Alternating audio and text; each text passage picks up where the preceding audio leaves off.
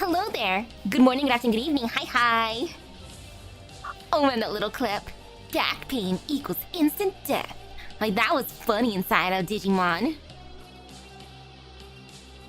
Earlier today, I felt like making another clip. I'm like, you know what? I have some energy. Let me do this.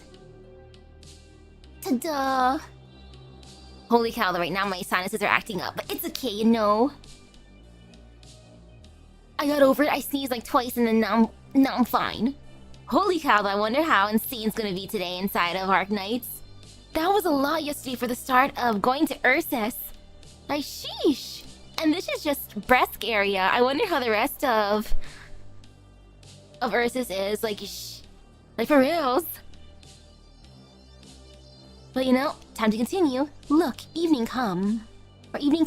Look, night is near. Abnormal spectrum. Final ecstasy. Everyone knows that happiness is neither lasting nor eternal. So what? So what indeed?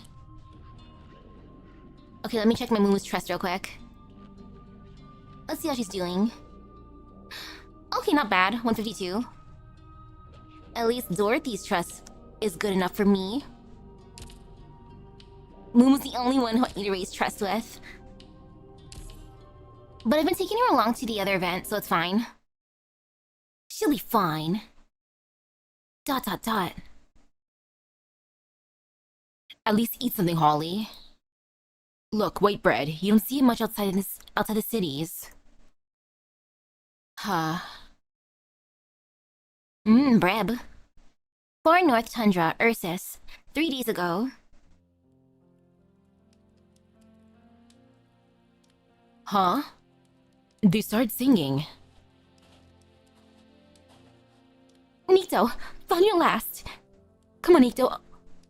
Oddball, City Dweller, Professor and Cynic, let's dance. It's just the right kind of music. Now's not the time for dancing. The bonfire is going to draw attention in this darkness. But we found a tractor and a bunch of supplies. Not much, but enough to get us further away from the blasted place. Isn't that worth celebrating? Unchipped, out of the mines, beat the patrol units, and now we have a tractor and supplies. It's beyond my wildest dreams. Where are Vitochki and Rankin? You're always looking for them. It's not like you're bound to each other. It's okay to give them a little breathing room, you know? I do happen to know where Rankin is, though. Beside that bonfire that you don't like. Wanna join us? Wow, look at them celebrating. Last question. Who's playing the accordion? You'll find out if you come with. Let's see how this party goes. Nikto takes the gloveless hand offered to him. The palm is rough but warm, different from any other in those memories that he has intentionally forgotten. They walk in the direction of the bonfire and music.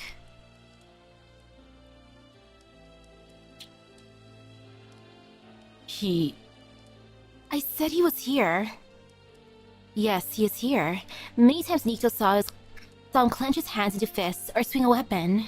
Nikto could not imagine how those hands, knotted with scars and thick with veins, could operate something as delicate as an accordion. He plays the accordion? Yeah, what about it? By the fireside, Rankin's calloused fingers leap across the keyboard as he gently pulls and presses the bellows. Music fills the air. See, I told you. Come, don't just stand there. It's not like we get to relax every day. She catches him like a hunter catches prey. As he is brought into the crowd, his feet instinctively begin to step in rhythm. Nikto was once an excellent dance partner. He tried to stop thinking about once, when he came to the mining district. Get that frown off your brow and everything off your mind. Just dance. Let your body move and rid yourself of all your troubles. The crowd moves and sings to the beat, responding to the rhythm with every joint in their bodies. No, I'm just imagining that one scene where Harold was dancing. It is the simplest, most primitive form of dance. Ha. Nikto exhales and begins to move, bending his knees, kicking and spinning, every movement animated and rhythmic. Look at Nikto. He's pulling a Harold. I knew it, you can dance. See? I figured no one could deny the energy here. Nikto does not answer, continuing to kick and turn mechanically and emotionally. Step forward and step back, jump and turn until the next downbeat. Eat the thing. Nyam nyam nyam gobble gobble. Delicious. He takes the hand of his dance partner and begins to lead the dance. Wow. No need to thank me. No humility in you, is there? But it's clear that you're really good at dancing, even to an untrained eye. Your speed and this magic under your feet, it's almost like flying. What do they call it? Enchainment? Call it the pathetic instincts of an ornament. What do you mean? There's no explanation. Stepping energetically in time, Nikto pulls his partner towards him, then pushes her in the opposite direction. Laughing, she runs into the young man without a partner, but eager to try, and so Nikto lets go of her and hands her over to her new partner. It's such a funny thought, like him dancing along with all the happy people around the bonfire. He has like the best dance moves, but then he's just having a stone cold face. Just deadpanning the entire time, looking all serious. By the time the dance has ended, Nikto is standing very near Rankin. Take one step back, and he would be sitting by Rankin's side. But Nikto does not do so. Before he opens his mouth, he reminds himself, do not press. Ask Rankin about the truth calmly, gently. Do not cause a commotion. Do not interrupt this rare moment of joy. I didn't know you played the accordion. I didn't know you danced. I guess we're not close enough to share everything. But there is something you must tell me if you really consider me a friend. You went to see Holly. Is he still not eating? What did you expect? We need to talk, Rankin. Rankin sighs, brings the melody to a close, and hands the accordion to a nearby miner. Nikto recognizes the face of Pavel.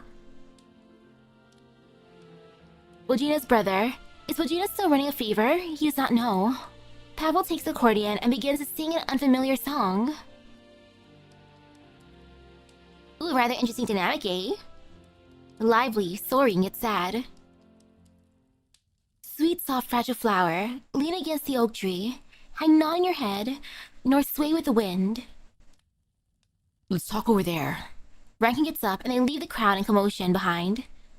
I like how they're being civil about this. They're like, you know what? Everyone's having fun here. We're not gonna ruin the mood. Let's just move. I respect that. I'm happy they're not causing a scene. Let the others be happy. You didn't need to do that. You could have done it to yourself like you usually did. I would have praised you for your kindness if you had sent Holly away on some sort of pretext when you did the deed. But why did you make Holly do it? Rankin the noble, Rankin the hero, is it not enough that you triumphed over the foe? Did you need to torture your own comrades like that? Does it make you happy, make your victory more glorious? Why did you? Because I was angry. Yes, I won't make excuses, pretend that I expected Holly to let his son go. This is what I wanted. I'm happy about it. Should I be calm? Should I be merciful? End his pain like you said. Why should I? Do you think the people who were loaded into their containers did not beg for their mercy? Beg for someone to end their pain? You accuse me of being unkind. Who would you accuse those beasts on their behalf? I do not understand them. They look human and speak the language of humans, but their deeds are more monstrous than any monster. How could they prey upon their own kind like that, so calmly, so coldly? This difference frightens me. It's as though we never share the same human dignity with them. If they're not monsters, then it must be me who is a monster.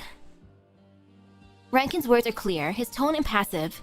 As he gazes into the black night, Nikto wants to turn Rankin's head around and make him say it to Nikto's own face. But he does nothing. Silence. Oh, the dynamic between Tallulah and Nine. Nine is the crown slayer that Ludmilla aspires to be. Nine fully embodies that because she is resolute in... The moment Tallulah went awry, she would pass judgment as someone who carried the ember that Tallulah ignited. Like she really is. But you were right. I didn't need to do that. It's pointless. You're torturing yourself, Rankin. You shouldn't pretend to be as strong as you think you are, and you shouldn't demand that others be as strong. It's not my place to accuse you. You carry the responsibility of everyone on your shoulders. You must become the hero. It's a remarkable thing.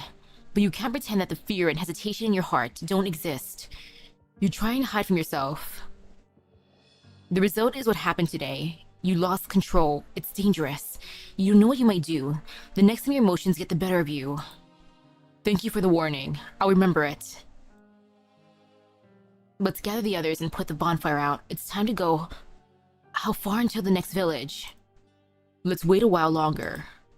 They're happy. They haven't been so happy for a long time. We found a vehicle, and we're one step closer to the Kashmirian border. Let them enjoy themselves a little longer, and warm themselves up a bit. You enjoyed yourself when you danced just now, didn't you? What about Holly? Do you still care about how he's feeling? He won't eat anything, and he's not responding to people talking to him. He'll come around. You can keep thinking that way if it makes you feel better. These two had a really civil moment. You know, I really thought that Nito would tell Rankin off, but he was like, ooh, Rankin, I can see you're going through things too. You know what? I also feel bad for you too. But my dude, that wasn't cool.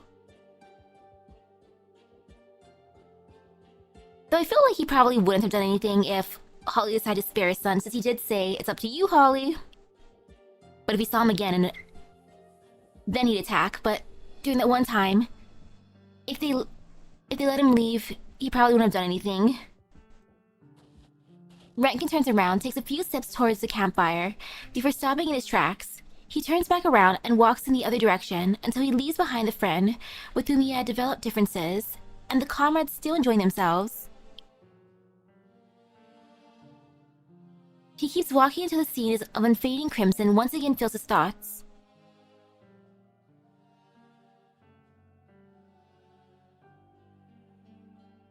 What do I do, Rankin? I think my skull's crushed. There's blood everywhere. Help me, Rankin. I don't want to die. Rankin! Sorry. Accept it. Accept pain as you accept mortal pleasures. Accept death as you accept the life that Ursus grants. Therein lies salvation. Yes, I accept. Who are you? Who the hell are you? Our souls could have been saved. This isn't how it should have been. It was you, abomination, that set us adrift, never to find salvation. It's your fault. It's your fault that we have nowhere to go.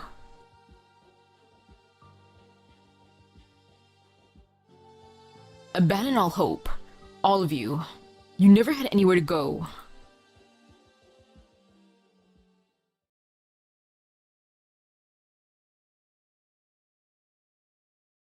Panting heavily,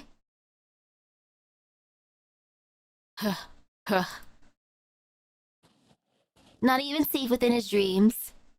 He's dreaming of becoming an Avenger. Nadia, why are you here? Is Vitochki not with you? I came to find you, Rankin. Why? Is there something I can help with? No, I would like to help you. Oh. You killed that thing. It became a revelation. To carry the burden of all. I understand your pain. It is painful to carry the burden of life and death of others. To carry the burden of duty. How could it not be? I witnessed how your soul became torn and tattered. But I do not have the cure. I could not compliment your courage, for it was the source of your pain. Thank you for your understanding. But there is no need to pity me. I chose this duty for myself. Besides, no, I never believed in revelations. I've always done what I thought was right. Yes, you chose it yourself. Poor boy. No one can save you except yourself. I can only send you my sincere blessings that one day, you will find salvation from pain and the peace that you desired. The old woman puts a withered hand on Rankin's chest, and he feels his chest filled with warmth. Rankin touches his chest. Was he too tired or hallucinating? He does not feel his heartbeat. Rankin, my dude, are you okay? Since you asked, let's start with the crackdown in the mine district. It began with people who had too much time on their hands, who discovered a new substance deep within an exhausted mine shaft. Ooh, are we gonna learn about Oka? Of course, we began to study it. The infected are one thing, but why can't we leave the mine district either? There's nothing coming out of the mines. The miners are being shut inside of their quarters, unable to go to work. Who knows that the originium veins inside have really dried up? Let's sit and wait. The Grand Duchess won't abandon us. Wait, what's the point of waiting? They're not issuing our salaries, just supplies. Why not just let us leave then? Not everyone's so carefree like you. I've got a mother to provide for. We've got news. The mines haven't been exhausted. Wait, what? Really? Guess what we found at the bottom of the mine? The originium's grown back? No, you don't have any imagination. Imagination leads to futile hope, which leads to death. I don't want to die yet. So, what exactly did you find? Geologists from Bresk say that it's a geological fault, not exhaustion. Faults cause shifts in the rock formation, resulting in originium ore seemingly disappearing, when in fact it's been transformed. Can you explain it in a way that a non-geologist could understand? Meaning that the originium ore is gone, but something new has appeared. Look at this, fresh out of the hole. I'm taking it to the lab for analysis. Here's a chance to help. The excited researcher takes out a flask of black liquid, the surface of which is smooth as a mirror, and shakes it gently. Are you sure? I'm no geologist, but I don't think faults turn rocks from solid to liquid. Are you sure they didn't make it up just so that we'll have something to do? I went down myself, alright? This stuff's everywhere. It's like an underground river. The miner said that originium ore was gone, but it's only been transformed into this stuff. You have a chance to be a co-author on my paper. You should be more grateful. Fine, I'll come. Like I don't know, you just wanted to use my lab. And what about it? Yours is the tidiest.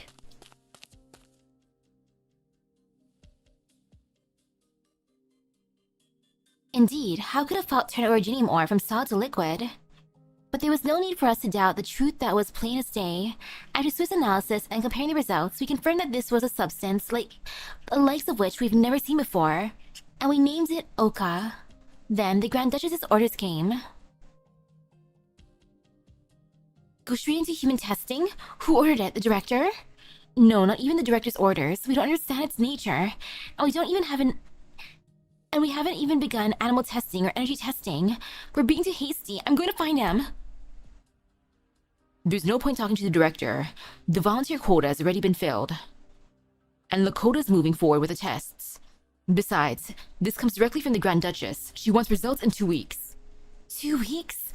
That's not enough to find out its half-life. I don't like this.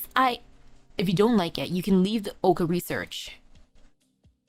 I was in charge of extracting the active component of Oka, and I worked with Lakota to develop the animal testing reagent. Of course I want to continue. I just don't think this is right, to go straight to human testing with zero idea of what might happen. The sooner we get results, the sooner the Grand Duchess lets me go home. That's my only concern right now. Like I told you, not everyone is as carefree as you are. But...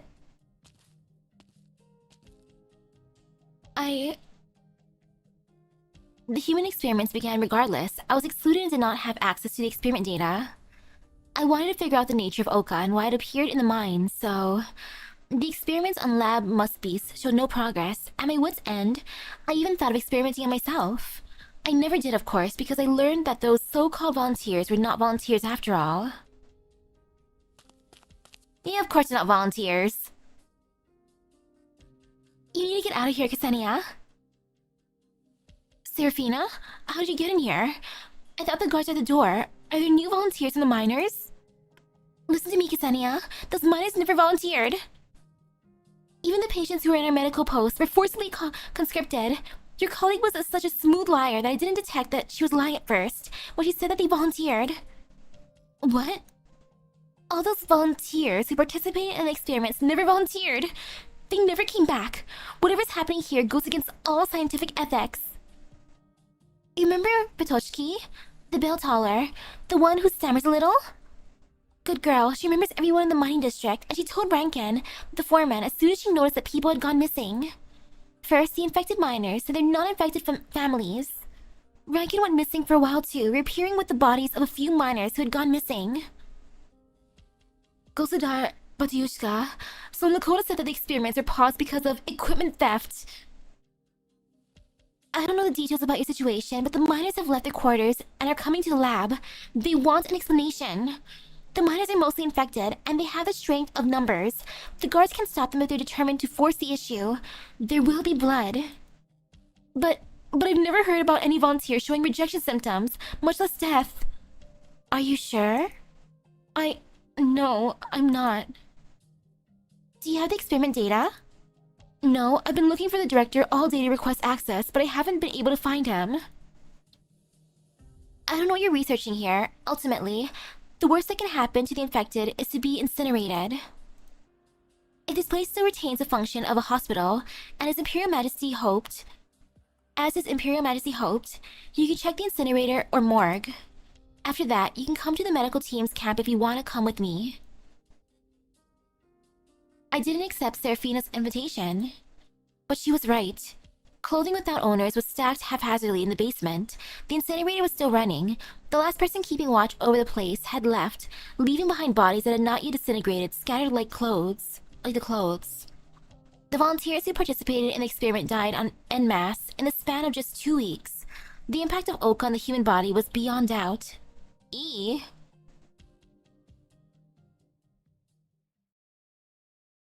I know, right? Seraphina's such a pretty name. Central Far North Mining District, Laboratory Ursus. Hello. As was the case with these human experiments, I was excluded from the evacuation. The lab was empty by the time I went to the basement, learned the truth, and put all the still intact bodies in cold storage. In fact, I can only guess that there was an evacuation. I don't know where they went, the director, Lakota, or anyone else. Thinking back on it, it was just like Chernobog, except this time I was the one in the lab. You were too young at the time, and you were on a project as a student intern. You were not on a list of core staff. How do you know? Were you... I understand. We found Dominion pollution in the mine district. The Royal Guard was here, not anymore. Before you passed out, you said that Oka could kill a Royal Guard. Then you said the miners killed a Royal Guard. You said that Oka could kill a Royal Guard. Which one is true, or are they both true? Jort, I don't think there's anything to talk about. How does an ordinary person who was born and raised in Ursus describe the sudden collapse of the violence that had dominated her life for so long? The Royal Guards are the stuff of nightmares to the children of Ursus. They watch your every word and action, so you're cautious and careful. So you are well-behaved and obedient. They're invincible, undefeatable. When you suddenly witness the death of one, it only means that something even more terrible has appeared. The miners touched by Oka killed the Royal Guard. No. I don't know anything about it. Forget I ever said anything. I didn't see anything, and you didn't hear anything. Just leave. I told you everything that you wanted to know, everything that I can tell you. Even if all it does is accelerate the deaths of the infected, it would be an unimaginable disaster if it got out. Leave aside the question of who killed the Royal Guard, or even if anyone killed him at all. We don't know if the fleeing infected miners came into contact with the substance. If they did, and it is contagious, they would not have allowed the researchers to leave.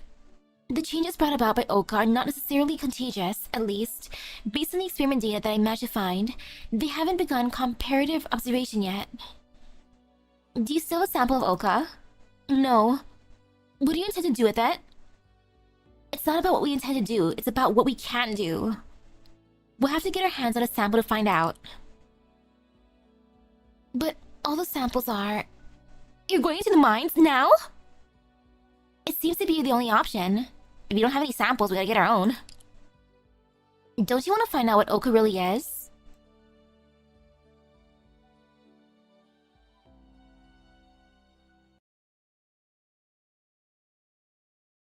Oh no, since Oka's liquid. Ugh, what if it's someone's blood?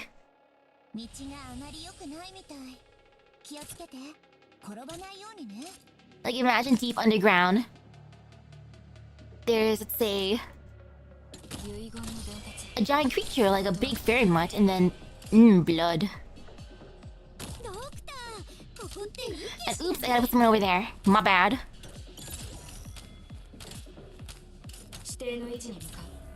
Myrtle, please live. I'm so sorry.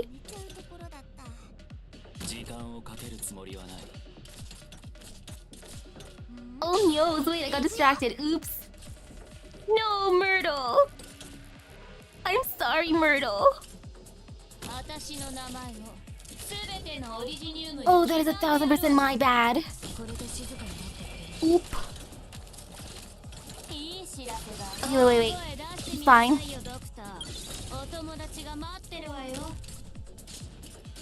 Okay, that's totally fine. Okay, what do I want to put here?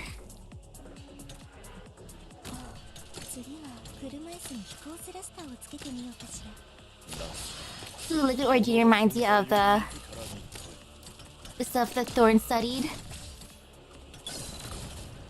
Oh yeah, it could be like that too. And sheesh, this is tough. Okay. I need a healer. You know, healer is good this time. An actual healer, proper healer. Imagine some proper healing.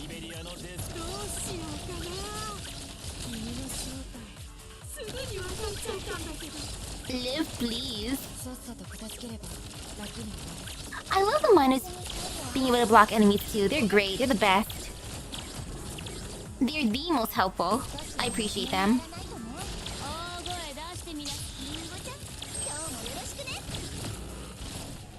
Oh, that was bad. Oh, I'm sorry, Susie.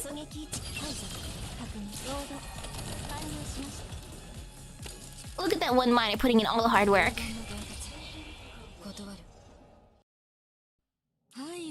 Ta-da!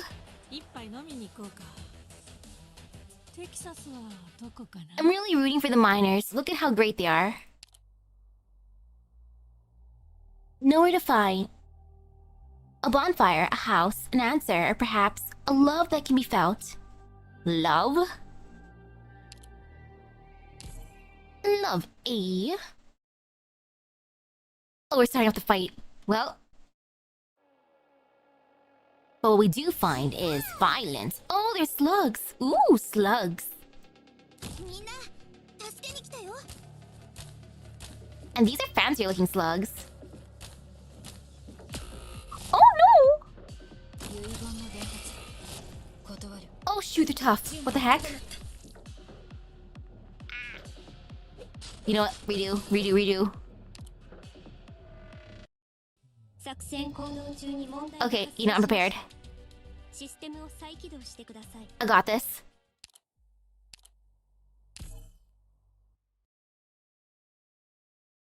I was just surprised.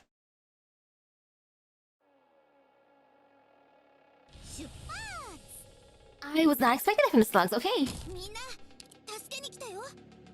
They scary. Let me just prepare over here.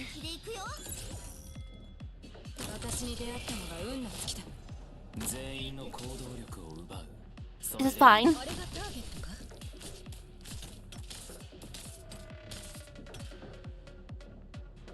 And these are funnies. Hello, Moo. Whatever this thing you do. Oops, let's run through anyways.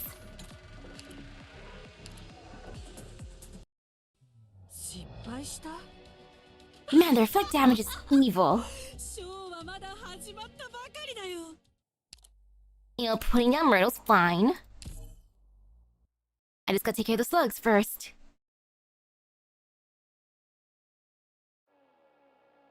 Oh, okay. It can replicate an operator's range, that's good. Pretty useful.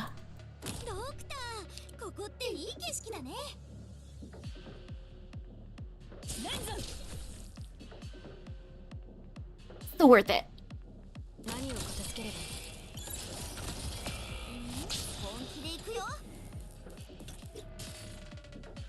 This will sting a tiny bit. It's okay though. No fear, no pain.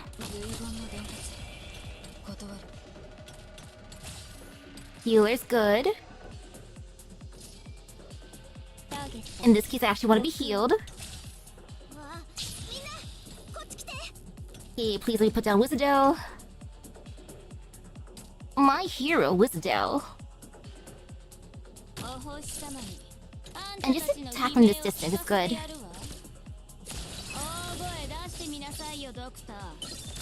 Yay, woohoo, so nice.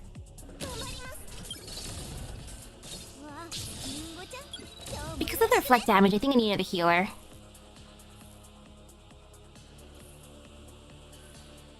Yeah, another healer, good. Just in case, but I'm sorry.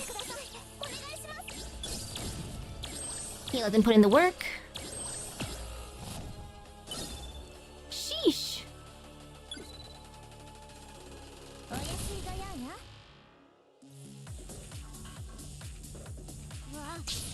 Putting in more work.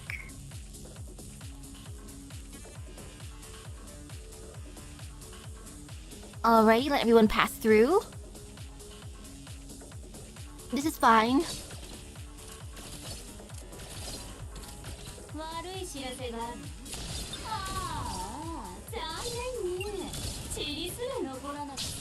Poor Susie though, she went poof.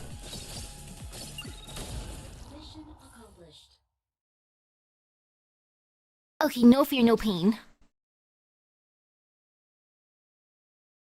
Central Far North Mining District, Ursus.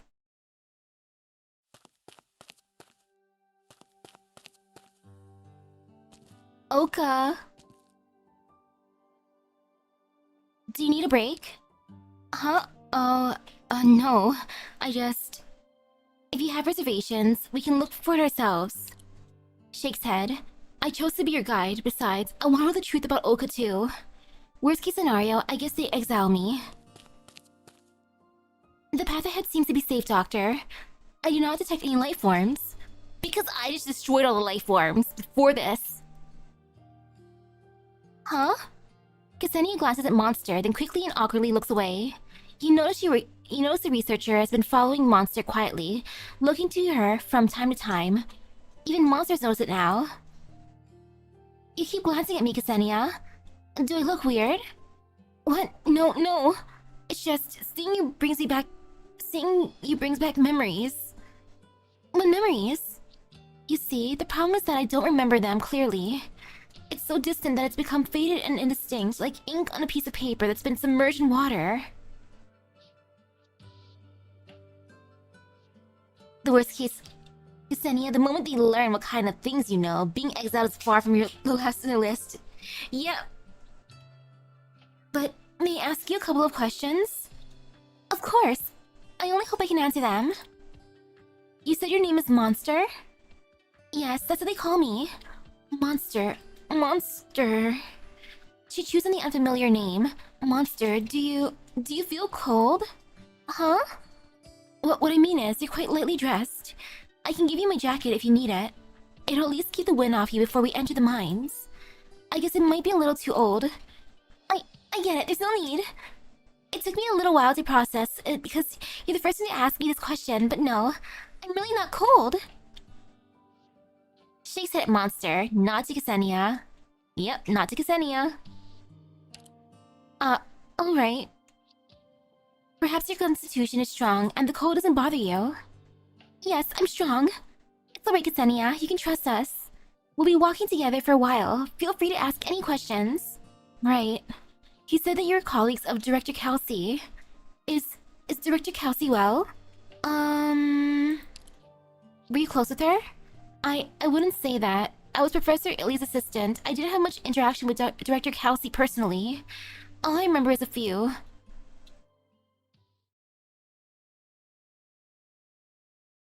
Yet Kelsey still stood out enough to her. Ksenia. Yes, Professor? Why isn't the experiment data from this morning on my desk? I'm sorry, I'll look at it right now. How many times have I to tell you? You need to be able to keep up with the pacing if you want to be part of the project. If all I wanted was someone to copy instrument readings onto paper, my 3-year-old daughter could do it. And what are these scribbles? Energy conversion equations? Do your job first, Ksenia, before you try anything new. What is this? Director Kelsey, it's nothing. Nothing to waste your time on. Ksenia is still young. It'll take time for her to get used to working on an active project. I'll take responsibility for any mistakes. Did you come up with this equation yourself? Yes. The theoretical model is quite creative, and the simulation model is sound. The equation would form the basis of highly efficient power supplies, if it can be successfully established. Kinetic energy loss has not been taken into account, however, and more validation of the data is necessary.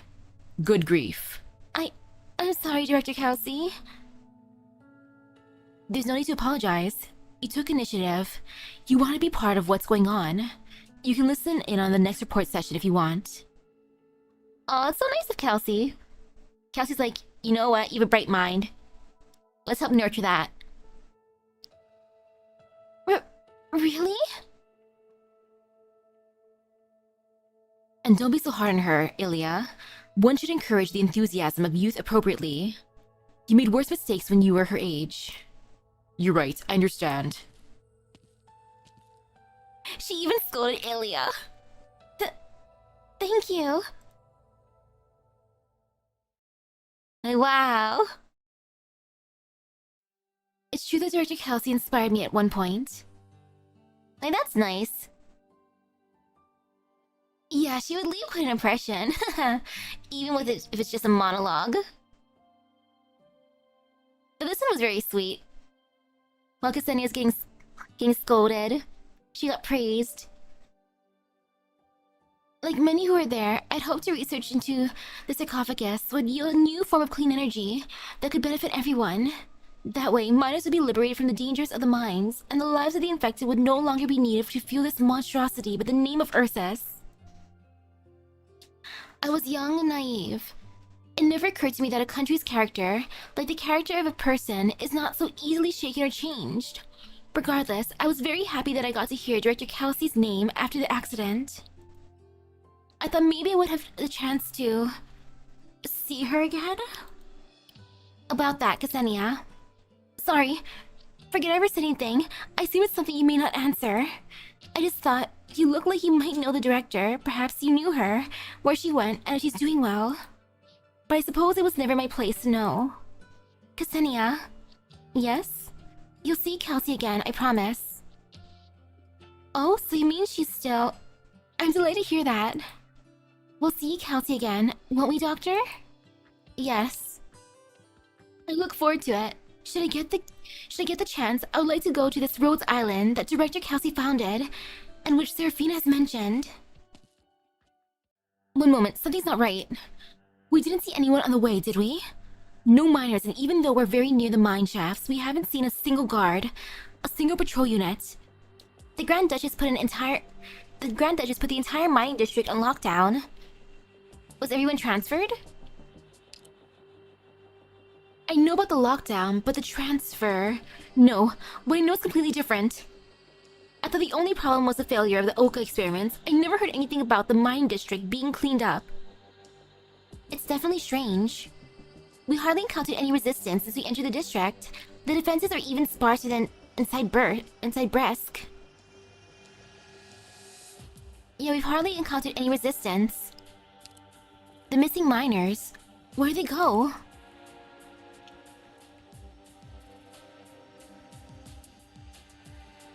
Far North Tundra, Ursus. Party's over. Rankin puts the finishing touches by carving on the door of the carriage, then throws away the rock. I know how to draw the symbol now. I'll help next time. I know how to draw the symbol now. I'll help next time. Sure, you can do it next time. I'm done over here. Have we gotten the stuff out of the other containers? Pavel's side is done. The last two containers didn't have much in the way of useful supplies. Should we remove the mechanical components and take them with us? You said you used to work in the machine factories in the city. Yes. Take a few parts that can be used on the other machines. Maybe we can sell them for money. Assuming anyone would buy them. We must also take the injured into account. Let's pose as Seraphina. We have too many injured. It's not realistic to immediately continue the journey on foot. We need rest. Rankin, we took inventory. We should have enough food to last 2 or 3 days if we ration it. It should last us until the next village. I thought there would be more, but I suppose we should be glad to have what we have. Bitoshki found some nuts stockpiled by musk beasts. It'll sate the hunger for a while, and it doesn't spoil easily. Right now, we need medical supplies more than we need food. Where do we find it? Only ways in nomadic cities, or a mobile medical post, if we can contact one. Rankin looks towards Radian. I can attempt to contact a nearby mobile medical post. Thank you. Gosposa Serafina. Don't thank me so soon. I have a condition. We appreciate what you and your team have done for us, but under current circumstances... The injured must stay put while I attempt to contact the mobile medical post. It's my judgment as a medical professional that they need rest. The kind of rest that isn't bumpy. Yeah, do not open up their wounds.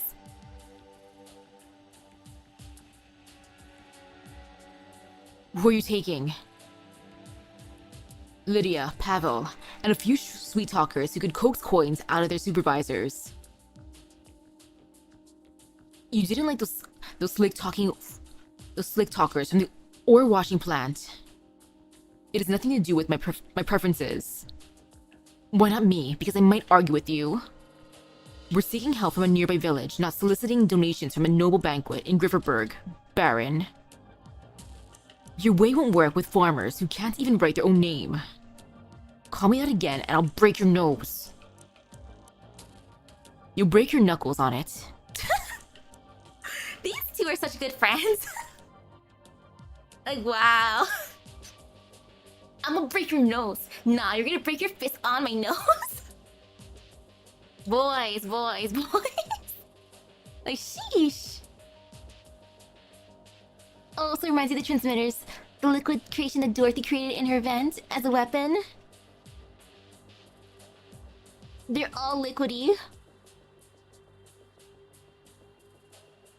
You don't think seeking help from the village is a good idea? Right. Until Gosposa Serafina makes contact with a mobile medical post. However, we can't sit around doing nothing.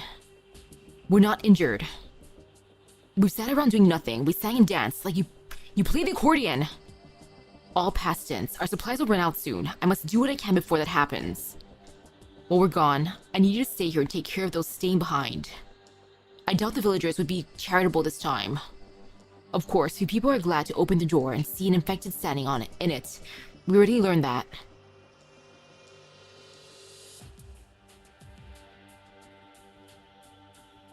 The Nikto, he's leaving you behind because he trusts you. How long has Rankin been in there? Should we check it out? Calm down, Rankin told us to wait. But last time...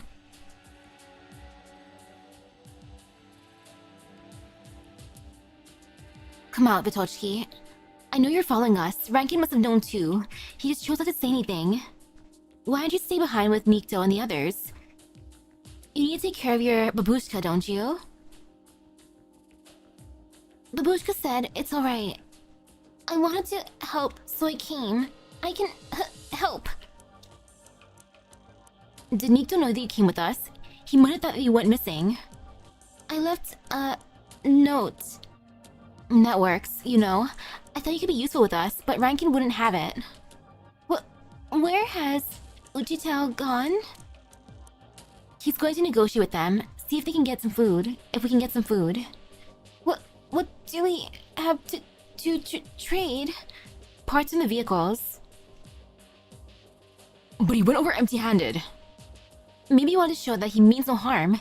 People might get the wrong idea if he was holding a weapon or a chunk of metal. But he didn't take anything the last time either, and those people stalled for a time while they sneaked someone out to call for the patrol units. I have to help him. Pavel. George, wait up.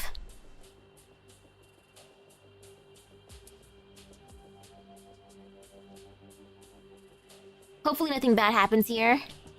Stop it. Rankin's inside. The miner covers his colleague's mouth with his hand and pulls him to one side. They can hear the indistinct sound of talking coming inside the house.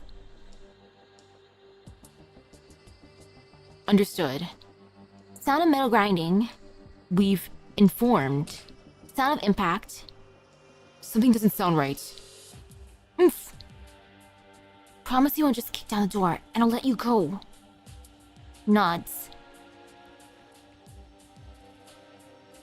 As soon as he can breathe again, the miner points towards the back door of the house. There, clear as day in the snow, is a row of footprints leading away from the house. Govno, one of you go knock on the door, act anxious, and spin a story when they enter the door. Why don't you go? If they got Rankin, whoever knocks on the door is next, isn't it? I'll go. No, Vitochki. Vitochki taps lightly on the door with her knuckles. The sound from inside ceases. Who's there? Keep knocking. Knocks. Back so soon. Arg! What's going on? Sir! Are you alright, Rankin? Lydia, I thought I told you to wait outside. Vitochki, what are you doing here?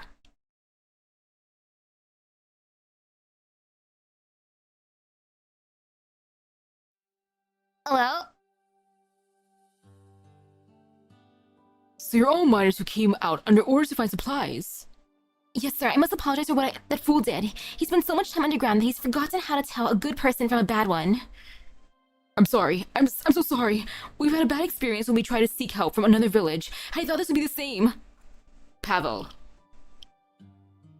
You're honest about things. I have a fair idea how people from other villages treat the infected. Most of Ursus is like that. But you're not those infected that don't care about authority and just want to cause trouble. You're miners, right? Yes, you know, of course, that we can't leave the mining district without permission from a Pi. This is our foreman right here. They told him not to go back until he's found supplies. Would the bosses leave you to starve if you didn't find it? If you don't find it? Yes, it's not so bad for adults like us, but kids like Vitochi over here, how are they supposed to grow without eating? Vitochki, this girl, she's a miner too? How old are you? I'm... Let me guess, 10? 15. Haha, you're shy, like my daughter. She might have a child your age now, if she's still alive. She went to the mines after she got the stone disease, not around these parts to the east. The northern tundra? It's further away, you know, anyhow. The mines are good. Don't worry. Dedushka? Dedushka. Grandpa, huh? I don't even know how and when she got sick. She wouldn't say. I haven't heard from her for a long time. Let's not talk about that. Sounds like you have people running your mining district. Some places don't care about their miners at all, giving them nothing to eat, and they don't give them any other way out either. I heard some miners got so desperate they ran away. They'd rather risk the patrol units. Can you help us? My wife went out to discuss things with the others before you came in. So those footprints were... You have the parts, Lydia. Right here. Rankin takes the cloth package and gives it to the old man. Here. You should be able to replace the aging parts on your harvester with it. In exchange for the food you shared with us. Sure. Honestly, I don't know anything about harvesters other than that it's been broken for a while. Do you mind helping me fit the part on if you want to help? I'll take a look. I used to work in a machine factory. That's great. Come on, nothing bad please happen. You really managed to get food, a fair bit of it too. Jannie says it was a good year for crops, but his harvester was broken. They managed to harvest the muscle by hand, only to have surplus grain sitting around in granaries because the caravans didn't come this year. Life is hard for everyone without cash. Still, they were willing to barter with us, rather than waiting until spring to sell. Lydia said those parts were worth more than Mossot. As far as we're concerned, food is priceless. Must you go so soon? Yes, we've accomplished our mission. It's time to go back. I'd hope that you would fill your bellies before you go. If you want, there are a few houses on the west end of the village that have been empty since the previous inhabitants left. Your group can take shelter there, make a fire, get warm, and make some food. Spasibo. I can't tell you how grateful I am. There's no need. The girl helped us prepare the harvester for next year. We're the ones who should thank you. Besides, it's not like we did much. Normally, we don't touch the collective food stores. For winter, patrol units are less frequent these days, but it's a chore when the tax collectors come around. All we old folks did was take a little grain out of our own reserves so that you can go back and say that you've done your job. Not like there's anything else we can help with. Maybe you can tell us your daughter's name. We can try to ask when we, return to the mine district. Oh, she's not here in the far north. She's in the northern tundra, far to the east. Just tell me. Well, I suppose it can do no harm. Her name is... Milana.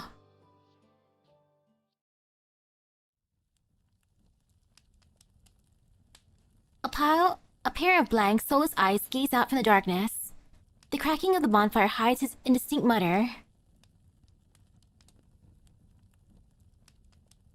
How you doing, Holly? Achieve. Salvation.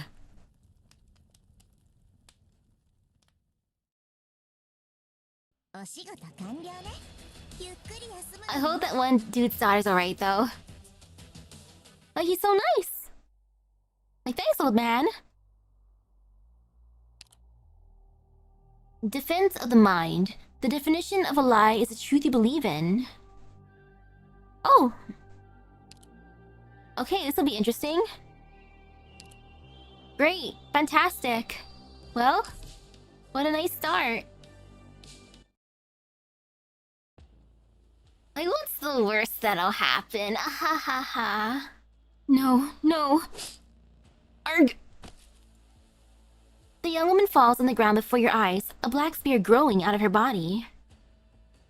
Next to her body, a man is flailing with his legs, trying to push himself away from this dangerous place. Monster! What's happening here? Oh. Black is closing in. Black is closing in. Black, black, black. Everything is black, except for the bright red blood. You cannot tell if you are facing something that is living or not. Do not fear. Now one step back. Stand up, you still have strength. Ah! The black steps through the bodies, some of whom were miners, some of whom were guards, and some of whom were just ordinary Ursines.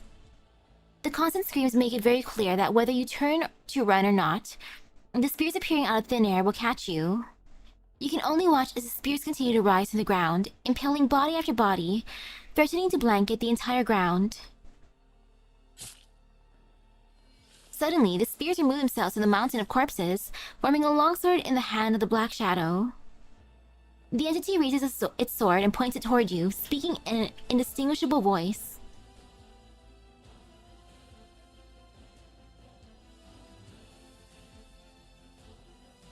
You would die standing. No, I'm not going to die. I'm not going to die here. Hope, it's a good thing, but futile. Is that... Rankin, we're here to help. Rankin. You... Renat? We're here to help. You're here. You're here to help me. My comrades, you're here. We'll fight side by side, just like the old times. Just like the old times. Surround him. Just like the old times. One falls, another takes its place. Follow me. Fool. You feel the heat coming from behind you, like a burning fire that spreads all over you. It makes your blood run hot, and your eyes wide and clear. They shout your name and push you forward. In the embrace of solidarity, you leap and take aim at what seems to be the thorax of the black entity, and impale it.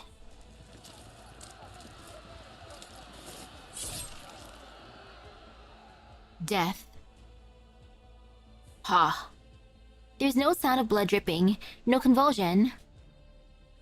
Only the resistance of the blade growing lesser and lesser until it disappears altogether.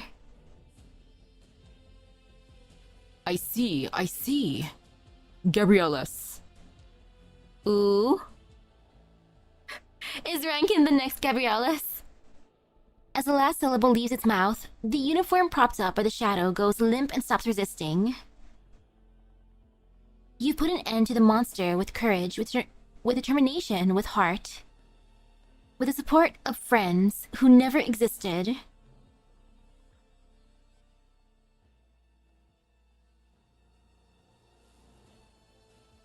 Huh. Your hands are heavy. Where are you? He's down. Who? Rankin, we killed. We killed him! Killed who? Black snow. Not enough. One obstacle dead and gone, but the snow was everywhere. Abominable snow. The snow will not stop. Rankin, what do we do now? Rankin!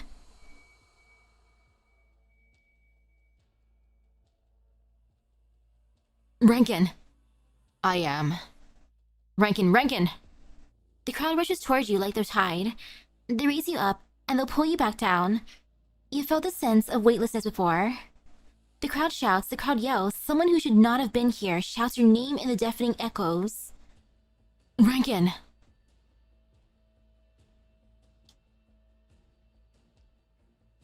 You close your eyes and go back to the forest with his words.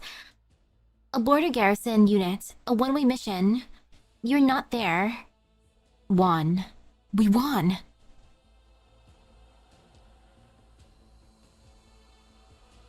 As you rise and fall, you look towards the black dust in the distance, which is yet to fully disperse. Black smoke seeps out from every hole and gap in the uniform, like countless tiny tentacles greedily wrapping and covering it, until it's completely hidden. Under the black smoke, the uniform once again takes human shape, as though he never died.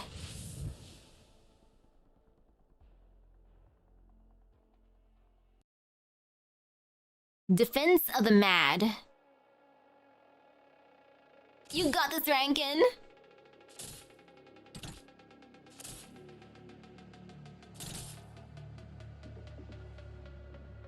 We did it.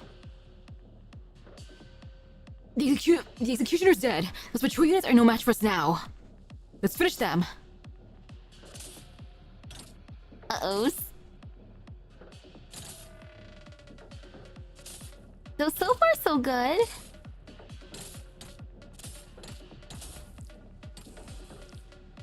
Yeah, no, never mind. No, wait. Who's that? Impossible. You're dead.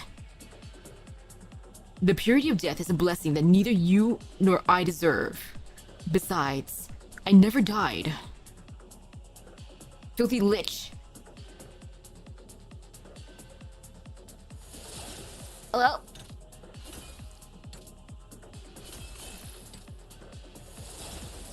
Oh, these little bat things? Oop.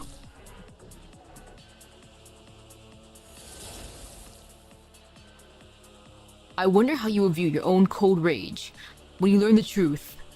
When you learn that the power you use to defeat me never belonged to you, that even your deepest desire is but a fleeting dream.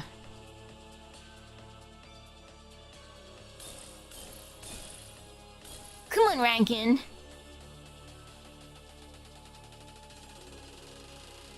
Well, this could float around him menacingly.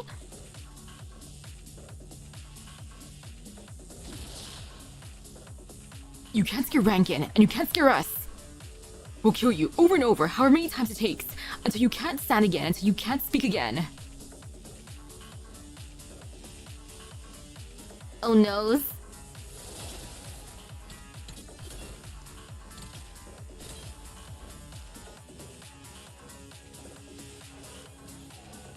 Like this. Right, Rankin? Yes. You can't scare us. Mission accomplished. No fear, no pain.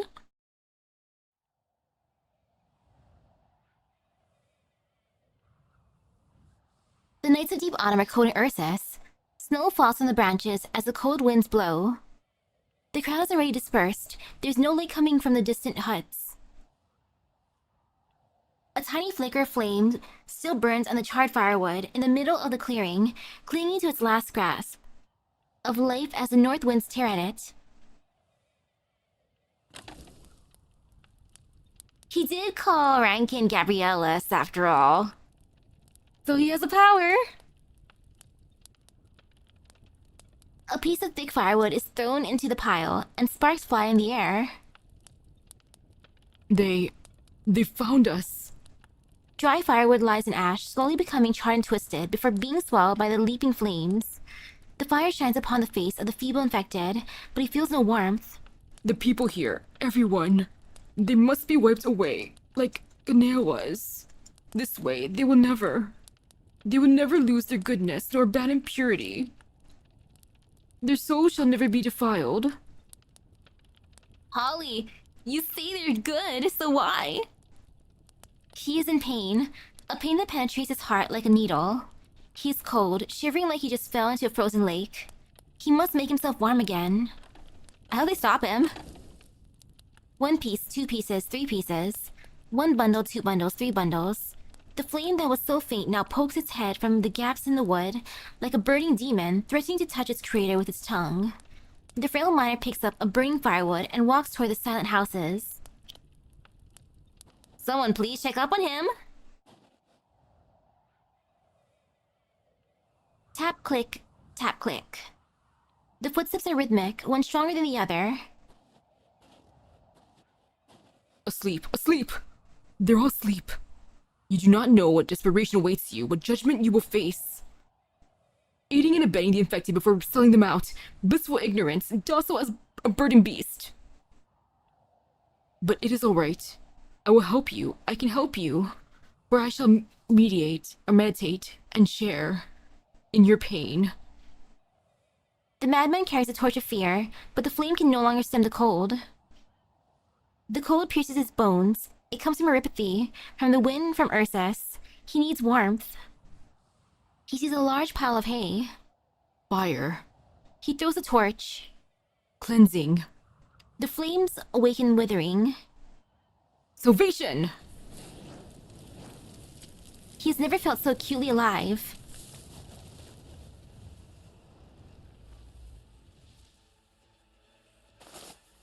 Yep, get up. The ringing continues in his head. In the nightmare, Rankin is clinging to the last vestige of cognition and sanity. His sensations are returning, but the wailing grow nearer, not more distant. He forces himself up and staggers towards the door of the tent, seeking a breath of fresh air. Dude, get up. Run. Hot air rushes at him, evaporating the sweat in an instant. In the blink of an eye, all the feelings return to his body. This is not a dream, it is real. The stuff of his nightmares has found a foothold in reality. Everywhere, people are fleeing as the houses that once offered refuge are devoured by fire. In the gushing smoke, the scent of charred despair clutches at everyone's throats like a demonic claw. How tiny is a man in the presence of terror? Rankin! What happened? No idea, the fire started all of a sudden. We can't put it out. All we can do is evacuate the others. The food we traded for is still inside. I have to go in. Now's not the time. Wake everyone. Get them out of the village. Go. But the food! But his commands do not bring order to the crowd. Fear continues to spread unchecked. He has never died. No, I killed him! Aww. I can save everyone! Uchitel? What are you doing here, Vitochki? Get to safety! Uchitel, I... Didn't you hear me? Rankin tries to shake off Vitochki's hands, but the girl grabs his arm with all of her strength. Oh, Babushka, she's gone. What? Wasn't she with you? The stammering girl gestures furiously, trying to explain what happened, but the terror in her face says it all. Nikto, continue the evacuation. We'll go find Nadia. Okay. Rankin and Vitochki dart through the fire. The houses on both sides of them are burning, and the slightest misstep could set their clothes on fire. Babushka! Babushka! Rankin wants to yell too, but the feeling of helplessness continues to accumulate in his heart. It is stuck in his throat, preventing him from making a sound, preventing him from breathing. He knows full well what a fire is like. he knows full well what a fire like this means for an invalid old woman. Ujito, At the smoke-filled intersection, Batoshki covers her mouth and points to herself, then at Rankin, and finally towards the fork in the path. No, Vitoshki, you must not go off on your own. Listen to me. Ujito! The girl's face is red as tears flow from her eyes. She holds her hands together in a strange gesture of prayer. She is not praying to the Tsar, nor to Yorodstvo. She is praying to Rankin.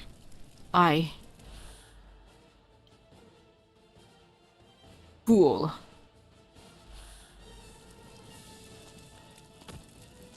Ugh. A shadow flashes across her vision. He's limping, but there is an unusual strength in his steps. As though he's being drawn in by something. Holly, where are you going? The hunched figure ignores Rankin's cries, walking towards a sea of flames at the end of the path. Surrounded by the bright light of fire, his figure casts no shadow. He prepares to welcome baptism by fire, like the Yorodstvo walking towards the execution grounds in legend. Vitoshki, wait! I've committed murder. Not for food, nor for water, nor for abode. He continues to walk as he chants, pushes open a burning door.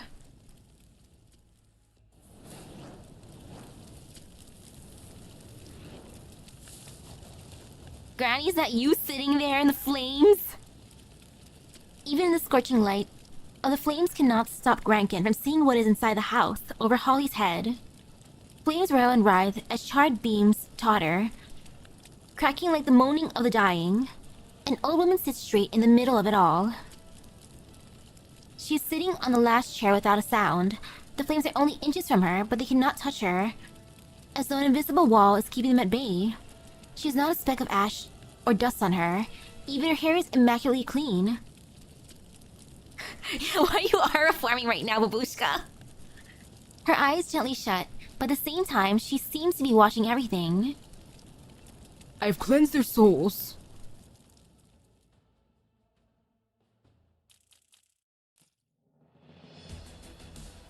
Holly, also, how did you know that Granny was in there? Silence cries. The saddest thing is that the sorrow teaches us nothing. Well, time to find out.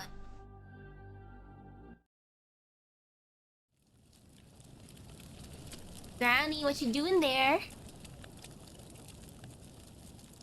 Snow, snow, snow. Snow was falling on his head. It turns into boiling water, into endless cries, into the weight of the dead. Nah, probably not a coincidence. His hands are not enough to sweep it away. It is wet, heavy, sinking, until it crushes those who are inside, those who are still living.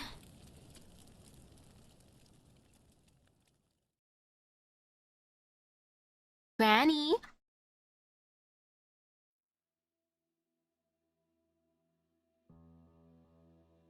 Humming. Babushka, how are you feeling? Humming. Tick-tock, tick-tock. Humming. The clock ticks, talks. The clock doesn't wait for anyone. But we shouldn't sing? Let's go. No more survivors here. I don't think I have the strength to stand. Are you there, Lydia? I could use a hand. Lydia? Over there. Someone's coming. Rankin. The fire's gone out. Yes, it went out a while ago. Since survivors found us, we must do something. Are you going to make Holly kneel here forever, even if he went mad and did all this? Is it really necessary to punish him this way? Well, how do you want to punish him, Nito? The fire's gone out and it's getting cold. He'll die. Yes, he'll die, but not yet. Rankin looks towards the entrance to the village. The fence that used to be there was designed to stop foraging Tuskleys, not anyone determined enough to enter, whether their intentions were benevolent or malicious. Scattered figures begin to emerge from behind the remains of the fence.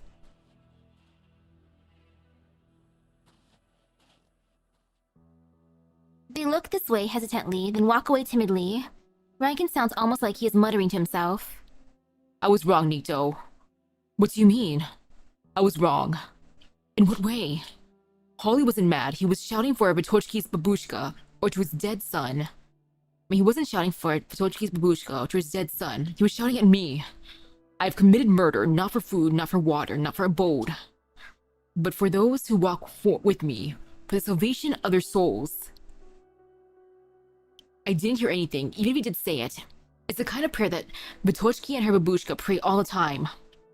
It's not like they started worshipping the Yerodzvo, and I saw yesterday. Yerodzvo? Tsar? No, not some distant or ethereal things like that. He was trying to save my soul, even after I made him kill his own son. But what is a soul even? Who can prove that it exists? Is it more precious than mortal life? It's ridiculous, silly. I shouldn't have forced him, but now, the worst has happened. If he did what he did before, in order to fulfill my wishes, then it was for the same reason that he set this fire. No, it's nonsense, listen to me. It might as well have been me who set this fire. I must pay for my crimes. Don't be a fool, Rankin! I'll keep this brief. What else do you have to say? We give you food and water. Is this how you repay us? No.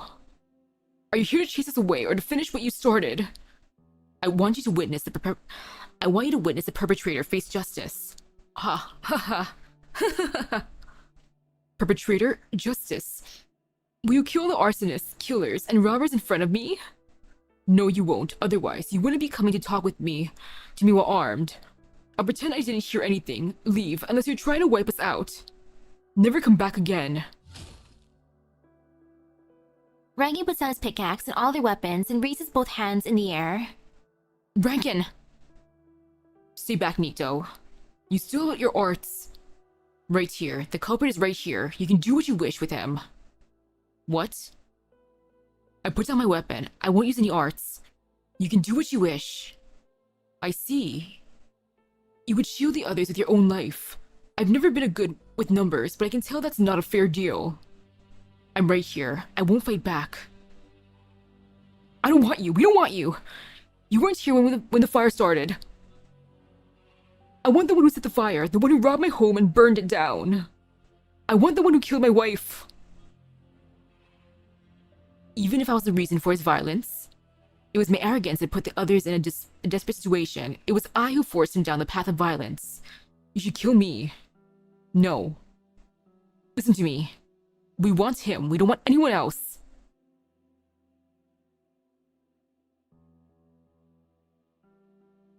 A small space has been cleared in the rubble to serve as an impromptu execution ground. A crowd is gathered to watch. It is as though they cannot help themselves, like huddling around a fire in the winter night, yet fearful that its warmth might burn. I still don't understand. Why did Holly set the fire? Why did he do this to a village that helped us? He's mad. He was never the same again after his son died.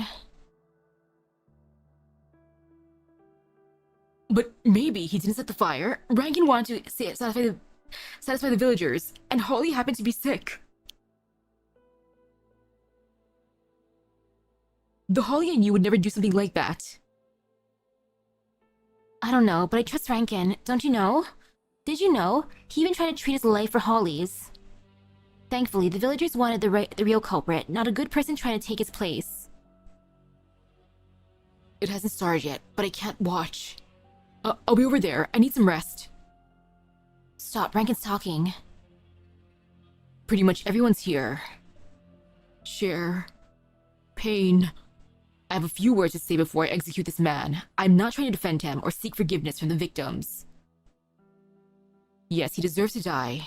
He betrayed kindness and trust. He placed all of us in danger. He harmed the innocent in direct violation of our original intent, which was simply to survive. Death may be inevitable on the path we chose, but should never have happened this way. Watch, remember the lesson, and remember what the one about to take the life of this man is the one least qualified to do so.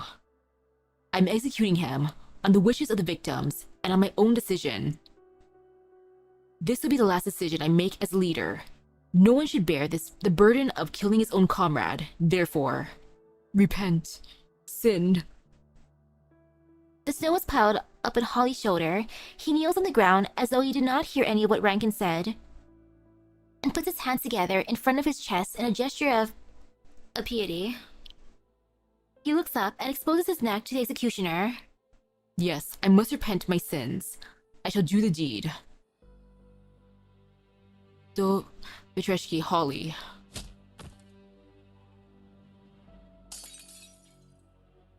Gah!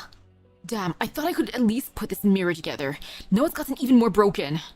Talk about unlucky. Can we at least take Holly's body, Rankin? No. Well, you said they have her dead body. Do they want to leave it out in the wilds? We're not in any position to negotiate. Besides, all of you may come to the same end if you continue to follow me. What do you mean? Who do we follow if not you? Now's not the time for jokes. It's not a joke, it's a decision. A decision that I already talked about. Rankin turns around. The tired, unkept crowd immediately gather around him simply because he is here. They look towards their leader, blankly waiting for the next instruction. Do we keep going south, Rankin? I don't have any strength left. I just wanted a roof over my head that could keep the snow away. But we don't even have that anymore, do we? We'll die if we keep going. We'll die if we stay. I couldn't find them, Rankin. Pavel and Wojina, I never found them, not even their bodies. I'm sorry. The villagers didn't want me anywhere near them, not even when I put down my pickaxe. They're afraid. You could see in their faces from a mile away. I didn't want to threaten them. Let's go, Rankin. Take us away. Rankin scans each face in the crowd, whether they spoke or not. I'm sorry, friends. Rankin, I can't decide your path going forward. As I said, it was not Holly who should have been punished. It was me. I was the one who drove him to madness and violence. It was my decision that drove him to desperation. Before this happened, I didn't even realize that not everyone was ready to look death in the eye. Yeah, Rankin probably thought they were just like him. Like, he's killed others and he seems decent, so he probably thought, everyone can do that too, just like me. It's like, wait, nope. I guess not everyone can handle killing others. Oops. And now he's trying to take responsibility for that. There's no longer any doubt. I don't have what it takes to be a leader. My last and best act as leader was to relinquish this position and give you back the power of choice. Silence. Long silence. No one answers, hardly anyone even breathes, not so much as a twitch on their faces. All who hear the decision are silent, until a trembling voice emerges from the end of the procession. You're abandoning us? No, Vitochki. Then what? What you said, how do we understand it? The crowd parts for the one who asked the question. Vitochi does not move forward. She stands where she is, her fists clenched so hard that her knuckles have turned white. You say you won't lead anymore? After we come so far? You're abandoning all of us. I'm not. I must do this before things get worse for everyone. Yeah, he's not abandoning you guys. He's just like, I did a bad thing, so I'm gonna relinquish my position, as one does when you do a bad thing. No more lives must be lost because of my foolish decisions. We didn't escape from the mines, that hellhole, for this. Hellhole? But it's my home. What do you mean? The mines, mine district, is my home. It was many people's homes. Home? I thought you all wanted out like me. It's because of trust. We trust you, Rankin. You didn't know? Rankin's like, I thought we were all trying to escape together because you wanted to escape, not because of me. Oop. I thought you chose to leave because you wanted to for a long time. You killed the black bugs. You stood up and said we should leave, so we left. You caught Holly, killed him, and said it was wrong to leave. You said it is a choice. I don't understand. What are we to you? Friends, family.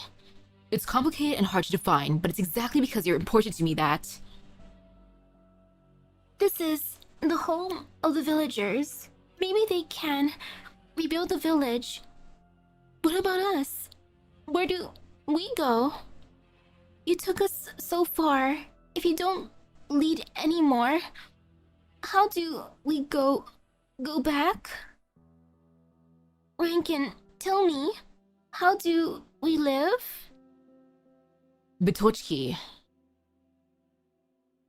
No, the way you call me, you're treating me like a child. I'm not. You're not talking back. You just proved that what I had only guessed. What? All I've done up to this point was to force my ideas on you. You didn't understand my plan. You didn't understand the meaning behind my actions. You trusted me, not your own choices. What will you do when I'm not around to lead you? I appreciate your trust, but this isn't right. I'm going to tell you what's happening, and then you can make your choice. Rankin once again scans each face before him, making sure that he has everyone's undivided attention. Our ultimate goal is to reach the Kashmirjan border and find the village of the infected. In the process, though, this journey has become a reason for Ursus to recognize us. But it will put us in grave danger because it challenges the very foundation of the Empire. People before us have tried and failed, leaving behind nothing but a symbol and a name on the snowy, swampy tundra. What if I told you that following me might mean following in their footsteps? It's not something I would recommend for anyone who wants to live. Anyone with a brain. But I never even gave Holly a choice. That's why he's dead. He showed me that I must return the choice to you. The crowd does not answer, but there is some faint commotion. Slowly, the crowd begins to split. Some stand next to Rankin or behind him, others in front of him. When do we leave, Rankin? Once everyone has made their choice. More and more people move towards Rankin.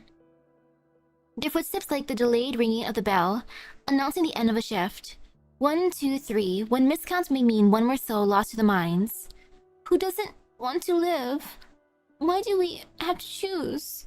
Betochi can feel them growing more and more distant. She subconsciously takes a step forward, trying to hold on to something. But someone grabs her and stops in her tracks. Betochki? Serafina? You're going too? Where were you? I don't know how to... They're all leaving us to go die. It's alright, it's alright. I was just bandaging up Nikto. He cut himself on some broken mirror shards. It's not important. I heard the last part of your exchange. You want to live. There's nothing wrong with that. You don't have to make yourself walk a path that you don't agree with.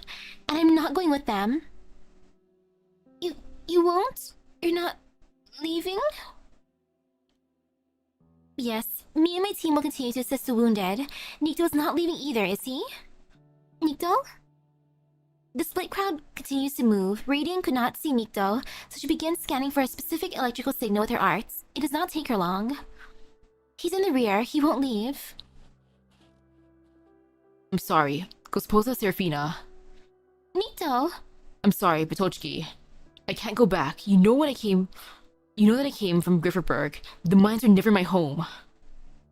Besides, it's not a sure thing that we'll die. Maybe things won't get so bad with me keeping an eye on the man.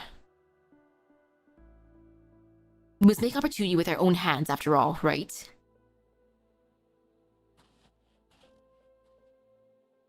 No. Why? Why must it be like this? Why must we always part?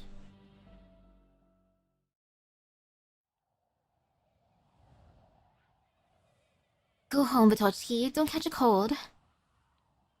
Go to bed, and Mom and Dad will be back when you wake up again. Be a good girl who doesn't cry or complain. Make your babushka happy, and you'll find a piece of chocolate in your pillow when you wake up. Strike. Rights. No. Response. Execution. Mama, Papa, Ditya, Babushka? Hums. One word, just one word. One word and my soul will be healed.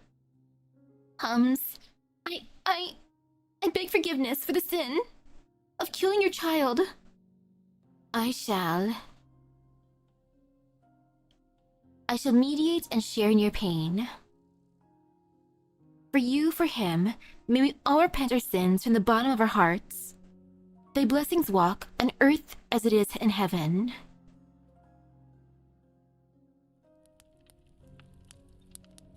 Babushka?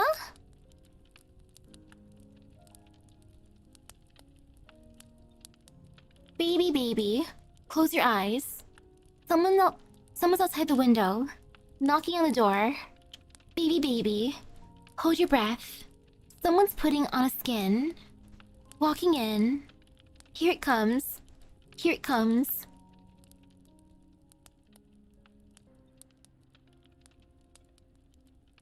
Pet. Hums. Babushka. Hums. Babushka. Is someone outside? No one stops, no one waits. They're gone. They cry, kiss your hand, say they didn't want to be apart, but they're gone. Everyone has their own path. Must this be? But why? You know the reason, suffering soul. Rankin never taught me how to read that watch. Second-hand clock? I can hear the bell. As always. Babushka, why is your hand so cold? The fire is hot. I'm cold and it hurts. But it's not because of fire. I don't understand. It's alright. Most people live their entire lives in obliviousness. Until they die? Yes, until they die. Hums. Babushka, what are you singing about? Love. But I hurt? Because you love. Love makes people hurt, makes them persevere, makes them docile. Love makes people strong, makes them wealthy, makes them noble. You love, and therefore you hurt. I love you, and therefore I share in your pain. Butoshki says no more. She closes her eyes and curls up tightly, but no longer dares to touch the hand that caresses her cheek as usual. She has heard these words before, back when she did not need to find support for them among broken pieces. Now, though, she is no longer sure. How can one be more wealthy and noble than kings and nobles if one lives in obliviousness? How can one be stronger than the stick of authority if one is powerless? The campfire is very near. It should have brought warmth, but Vitochki feels cold in her limbs, her innards, every part of her body, passing through the cold, withered hand. I shall meditate and share in your pain. May we all repent our sins in the bottom of our hearts. The voice is simply repetition, an echo. The echo points towards doom. Silence cries. How bad can this fight be? Poor girl, though. She lived all her life in the mines, so she doesn't know anything else. That's why she sees it as her home. Because it really is her home.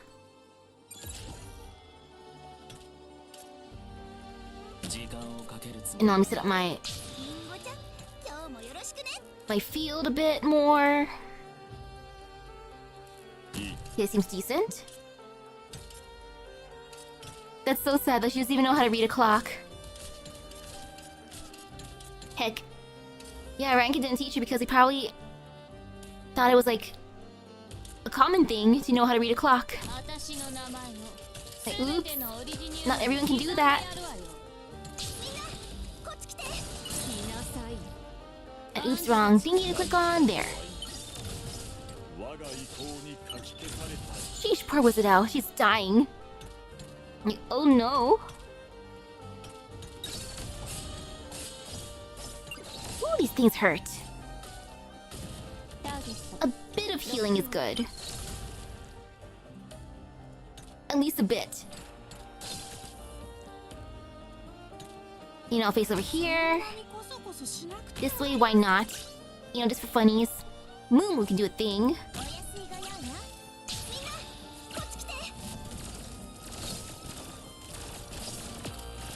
All fear, all pain.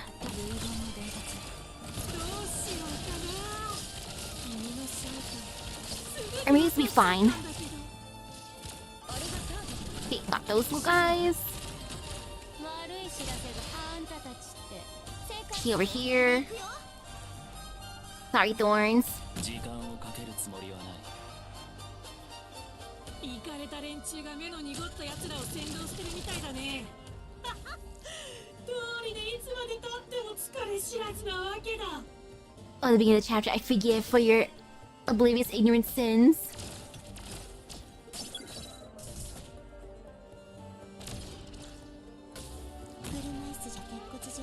Like, she is truly oblivious, though. But Sochi's baby.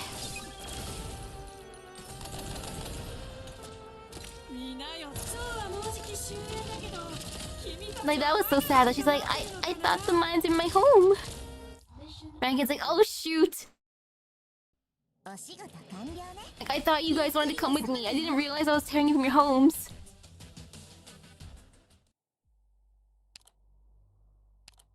Rankin assumed everyone was like him. Tombstone, those who have lost their souls greet you here. Oh no.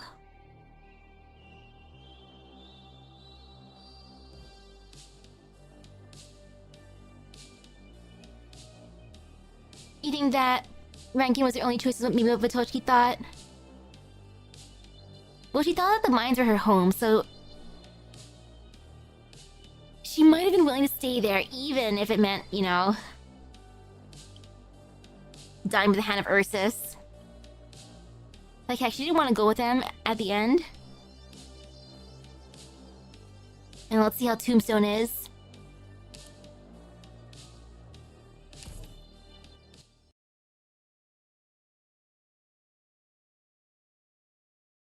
Well, because everyone wants to go together, it's like, okay.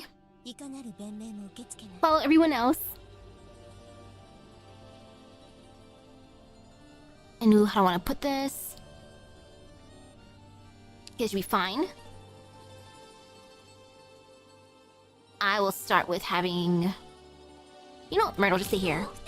You should be fine there. Okay, over here. Miners, help me! 時間をかけるつもりはない。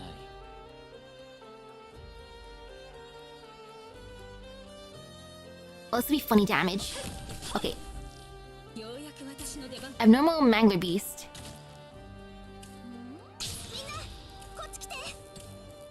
Mangler Beast, can you just like not?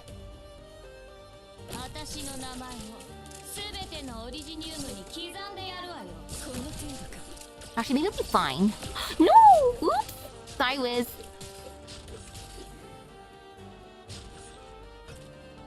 I didn't realize they were... You would go down so fast. 1000% my bad. Okay,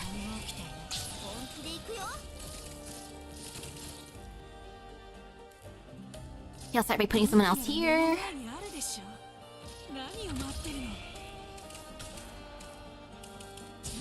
Go get him.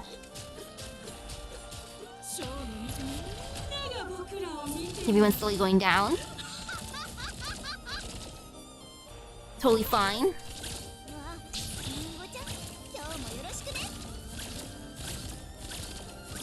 Okay, just a bit more. I want to bring Wiz out.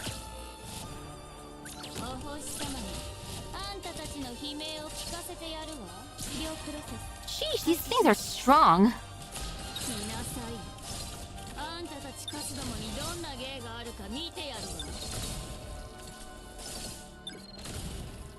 Okay.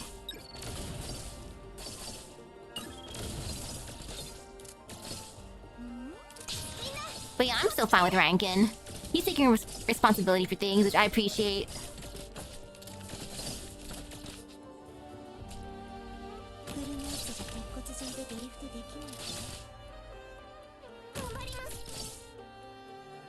Like, he could have went the full and crazy route, being like, 何を待ってる like going full authoritarian, but he's like, nah, I'm gonna take responsibility. Please kill me, not him. You know, I don't deserve to be your leader.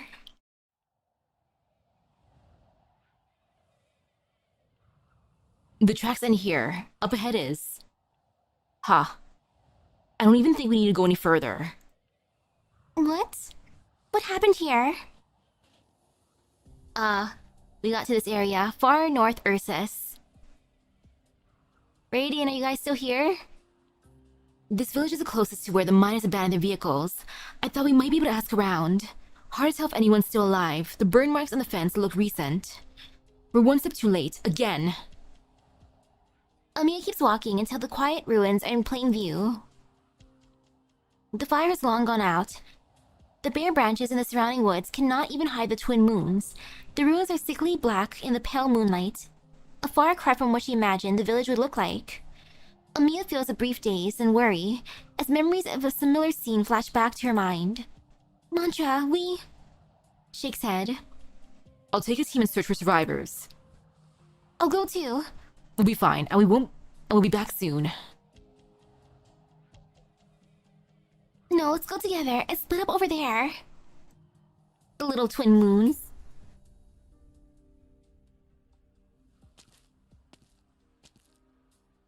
I think I see someone. Hello, we're a rescue team. We're here to help. Do you live in this village? What happened here? Govno! Again!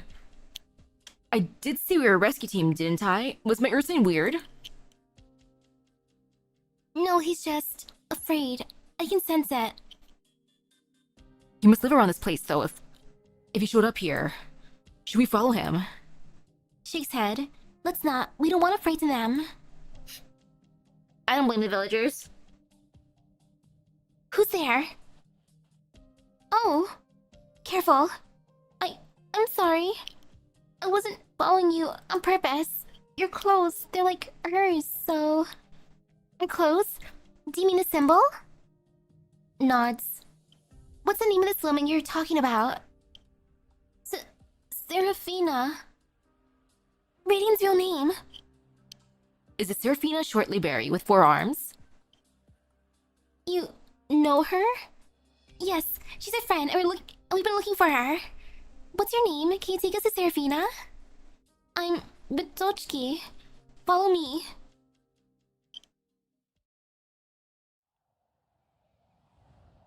Yay! Reunion! A fire broke out. The others are outside the village. Serafina was helping us. Without her, we couldn't have gotten here. Your mine is in the Central Mining District? Yes, you're here. And you say you'll help. Thank goodness. Now we can live. Here we are. Just ahead.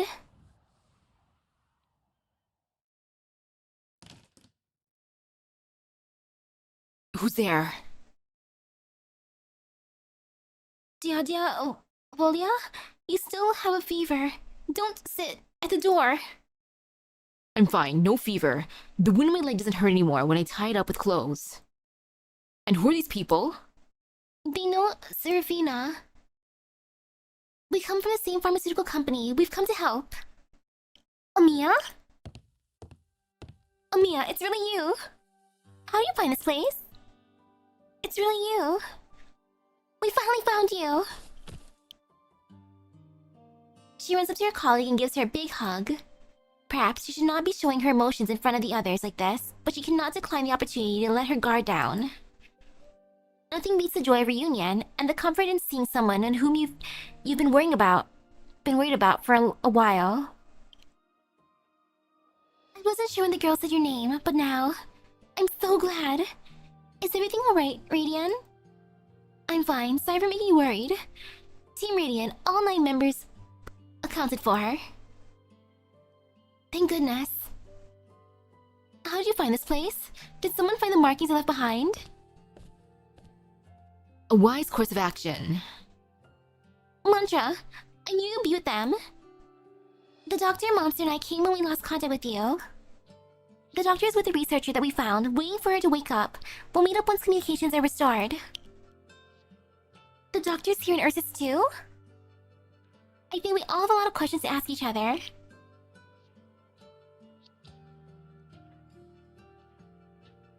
Rankin left with a part of the group after the fire was put out.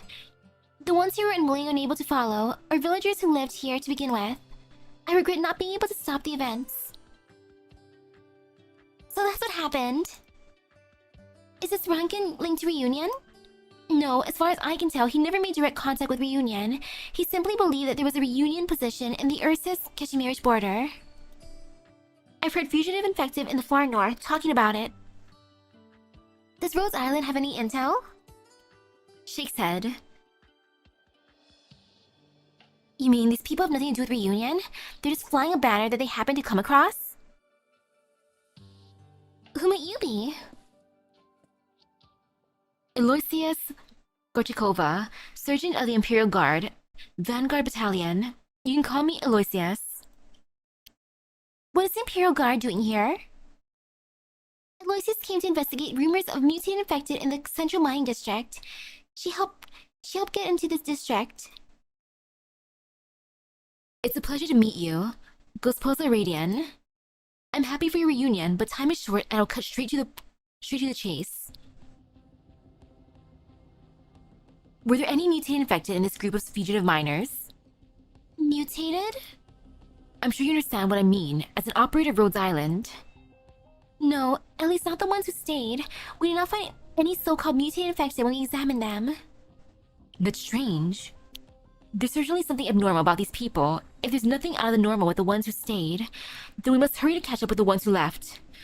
Did they tell you how they plan to proceed to the border, or any other clues they left behind? I don't think I'm obliged to report anything to you. I assure you that my sole purpose here is to discover the truth about the mutated infected and bring about order. Jannie Grifferberg seeks to protect the interests of the infected. I'm afraid I'm not convinced. At the Tashkent mines, at Chorna prison, I never saw a single noble who stood up for the interests of the infected. Ah, so you're Ursine too? Third Army, I take it? That was a long time ago. Very well. I accept that you have legitimate reasons for your dim opinion of this nation. Regardless, I'm loyal to the motherland, and what you're trying to avoid lines up with what I'm trying to avoid to an extent. The miners who left are headed towards the south. They will inevitably pass through Grifferberg on their way to the Kashmirian border. Whether they realize it or not, whatever their actual intentions are, they'll be treated as insurgents attempting to attack the capital once they are discovered. Only one end awaits them in that event. I thought you were going to ask a question, not make a threat. I'm just stating the truth. I would not have to be so solemn if Gosposa Radian were to be frank and honest with me, and you know how these miners left and why they fled. Hiding the truth won't do you or them any good. I see only a group infected who are only trying to survive. No one is in any position to denounce them. You just won't listen, would you? Gosposa Mia, we've traveled together for a while now. Could you perhaps help me persuade our strong-minded Liberi here? Aloysius, it's because you come off so strong. Like, you're very, very, very blunt. Like, she's honest, but she just comes off strong. Like, I don't think she was threatening or anything. There's something even more urgent before that, Aloysius. The miners and villagers here are in a dangerous situation. They have no supplies and nowhere to go. We can't just abandon them. We must ensure their safety before talking about the next step. You don't have to worry about the villagers. I was planning to seek assistance from the Grand Duchess for the rebuilding of their village anyway. Her Imperial Highness has always been generous on such matters. These miners, though, they're not a problem that a letter will solve. If you cannot offer assistance to them, then Rhodes Island will. Very well. I'll help you one more time for the sake of our cooperation. We take the miners to Grifferberg. What? Yes, we go to deity Grifferberg and report to His Imperial Majesty the truth about the infected mutation in the Central Mine District, turning these miners into witnesses. This would give Grifferberg a reason to protect them, and intercept rather than eliminate the ones who left, until the investigation into the Grand Duchess has concluded at least. And after that? I'll persuade the chairman to request that His Imperial Majesty grant amnesty to these infected, then ask Rhodes Island to intervene on the grounds of medical assistance. Or maybe only need these miners for now and you'll have no further use of them after you bring the Grand Duchess down. Otherwise, you've no reason to spare these infected. I know Ursus, whatever warmth the Tsar wants to bring to this cold soil, the infected will never be part of it. Take that back. I'm just saying the truth. How dare you? Maybe that's true for Ursus, but I've seen enough of Aloysius that I'm willing to trust her. Like, what happened in Radiant's group before she left Ursus? Amiya? Sorry, Aloysius. Radiant's simply expressing her concerns. I'm sure we all know how Ursus has historically approached the infected problem. Nods. Very well. Thank you for your trust, even if it's only towards me. And then again, Aloysius is really young, so... That was probably before her time. Heck, maybe even before she was born, depending on how old Radiant is. The guardswoman bows at them exaggeratedly, then casts one last provoking look at Radiant. I have one final question. Are you authorized to do this, Sergeant? Maybe you've been away from Grifferberg too long to know the weight that the name Gorchakova carries there. On the name of my house. You don't need to worry about anything else other than providing medical assistance.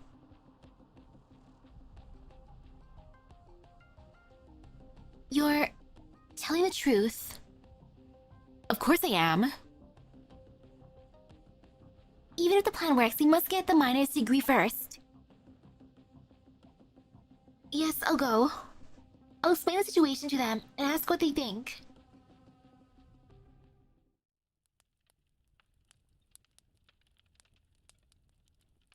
There you are, Bitochki. It's kind of funny how the younger Ursus people are compared to like the older ones. Like Helliger, Radian. Like you can see how they feel about Ursus versus Vitochki being all innocent about things. Heck, even Aloysius. There you are, Vitochki. There's something that we need to tell everyone. We have a choice. Leave here and go to deity Grifferberg together. Grifferberg? Mama said black locusts and cherry trees grow on the streets of Grifferberg.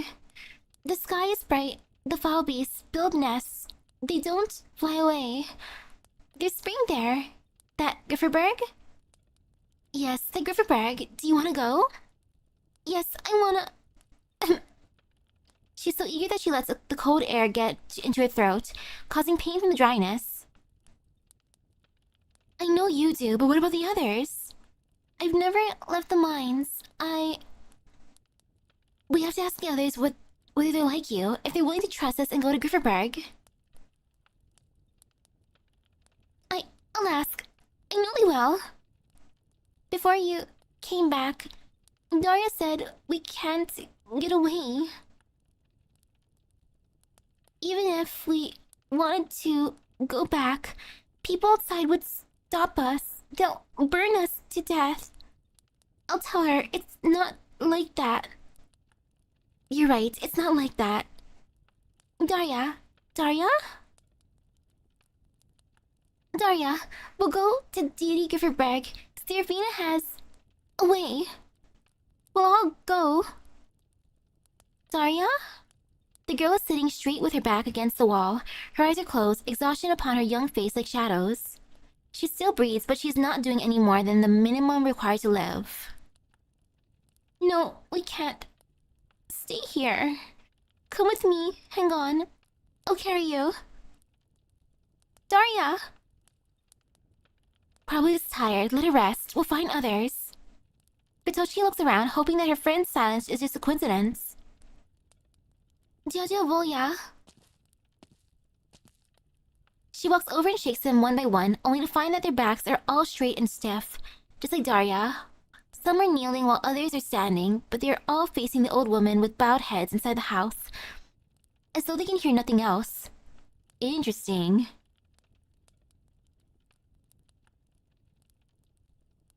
Vitoshki looks up, and a word slips from her mouth. Babushka? Radiant follows Vitoshki's fearful gaze. An ancient voice fills a space in the direction that they are all looking. Welcome. The one who Ursus remembers. The figure's face and eyes are concealed by a hood, but somehow, Radiant has a feeling that the figure is not looking at her. What did you say? Well, yeah, Radiant was inside of the army, apparently, so... You can probably imagine what kind of stuff that she's probably seen and had to do. Sorry for the interruption, but you're taking too long. Everyone, a proposal that can ensure your safety for the greatest extent possible. Sergeant. Leave the far north with us and come to D.D. Grifferberg. The State Council will protect you as long as you are willing to testify against the Grand Duchess. His Imperial Majesty must know what happened here. Ursus must know what happened here. Once everything is settled, Rhodes Island, where this lady you all know came from, will provide further treatment. Now, anyone willing to come with me? They're not listening. The electrical signal's coming from them. Oh, distorted. Meditate. Suddenly, a strange coldness penetrates Radiant's cerebral cortex, virtually nailing her to the ground. She's unwilling to offer any further warnings, even if she was just about to do so just a moment ago. What?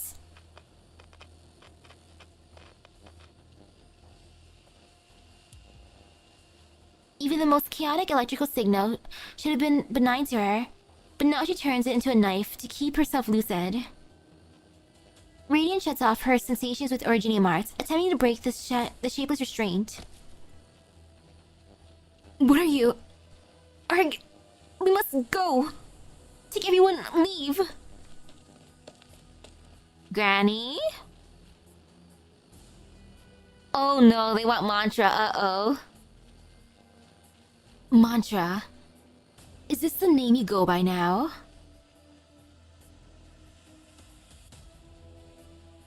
Granny, can you just, like, not? Mantra, I sense cold and... pain? A vortex inviting me to step inside. Amiya, do not look. Do not listen.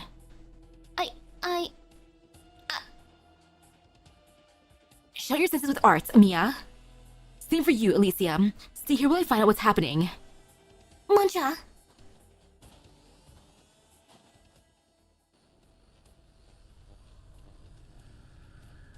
Stay back, this is not normal. They can't hear us speak. Whatever it is, it's calling to me. And I must face it. Mantra closes her eyes and begins to picture the closed space in her mind like a mental blueprint. It was Granny all along.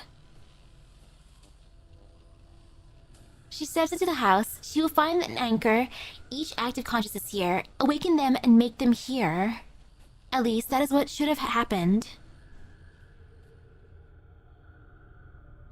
Ooh. No. There is only... silence.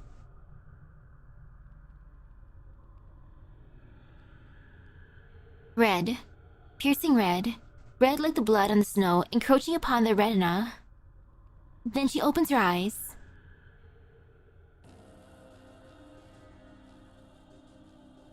Hums. What makes us equal? Perseverance. Faith. Pain. No, no, no. It is love. What needs to be saved? The soul? The soul. The soul! Yes, yes, yes, the soul. It is not our body that needs to be saved, but our souls. Love and the soul are one and whole. Love makes us endure, makes us believe, makes us persevere. And we shall mediate and share in the pain of others. Make love pure, save the soul.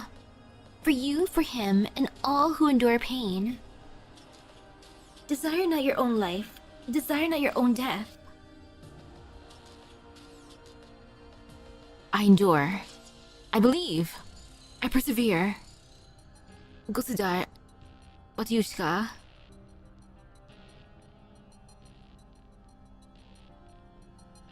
Gosudar, Yotsvo.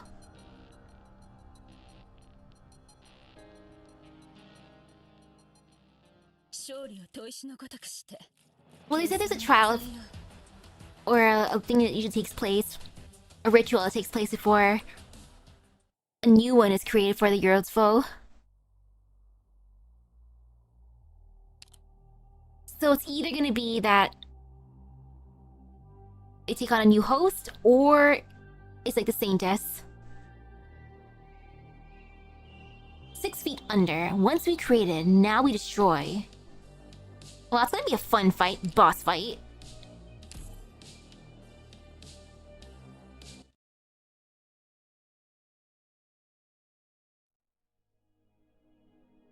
Hey, Ksenia. Ahead is the tunnel where we first found Oka. It should have been placed under lockdown soon after, but now it looks completely abandoned. The good news is that originium particle activity has also dropped after work stopped. Infection risk should be minimal, as long as you do not touch the deactivated originium crystals. I'm not detecting any life forms. We should be able to get in without a fight. Monster, are you sure we can get in without a fight? This is a boss fight. We still don't know what happened here. The patrol units and guards could return at any time. We still don't know what happened here. Time is of the essence. Let's do this quickly. Time is of the essence. Are you sure this is the right way, Ksenia? I don't see anything. Sorry, I've only been down here once before. Let me find the emergency power switch. Here it is. Mine. Okay, looks like this is the right way. All we need to do is go in the opposite direction from the mine carts. Opposite direction? I thought we were going deeper. It leads us somewhere other than the mine tunnels. I don't know what it's actually for, but the carts only carry goods, not people. What about the carts? Can we use it? There are no structural issues, but it's been abandoned for so long that there's only enough emergency power for the lights. I don't think it's a good idea. I agree. We can walk. Let's walk. You two, get on the cart. What?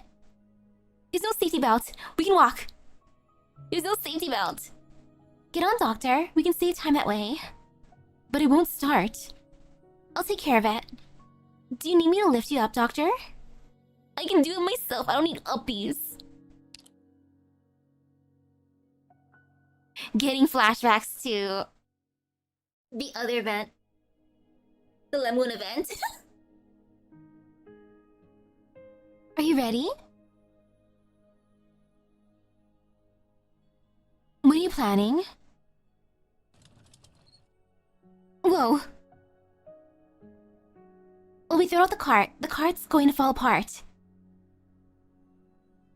The cart's gonna fall apart. It'll be fine, just sit tight. Here we go. Thank goodness the tunnels look intact.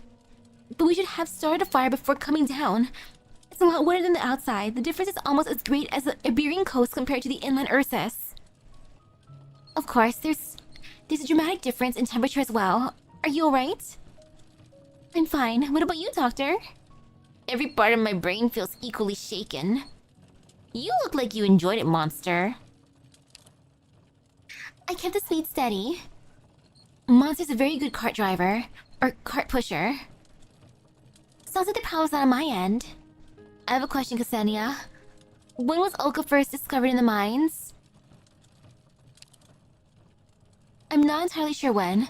The first sample arrived at the lab a month ago. That was when I learned of the appearance of this heretofore unheard of substance in the Originium mines. But it's strange. The substance that appeared in the mines. What made the lab decide to perform human experiments? Infected exposed to the Oka in this tunnel were subject to unusual mutations. Their infection readings soared, but their vital signs remained stable, healthy even. That sounds familiar.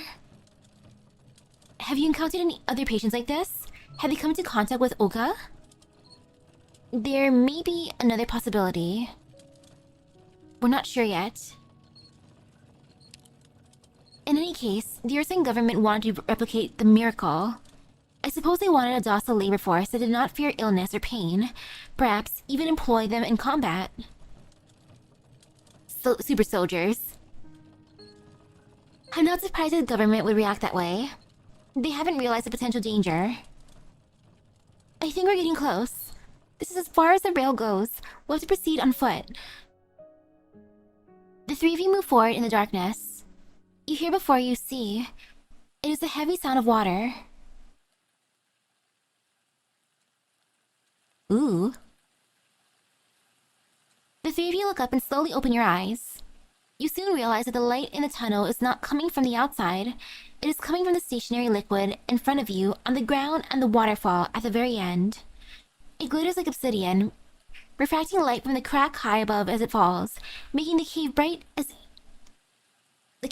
early morning after a shower. An obsequent river. Interesting. You can tell?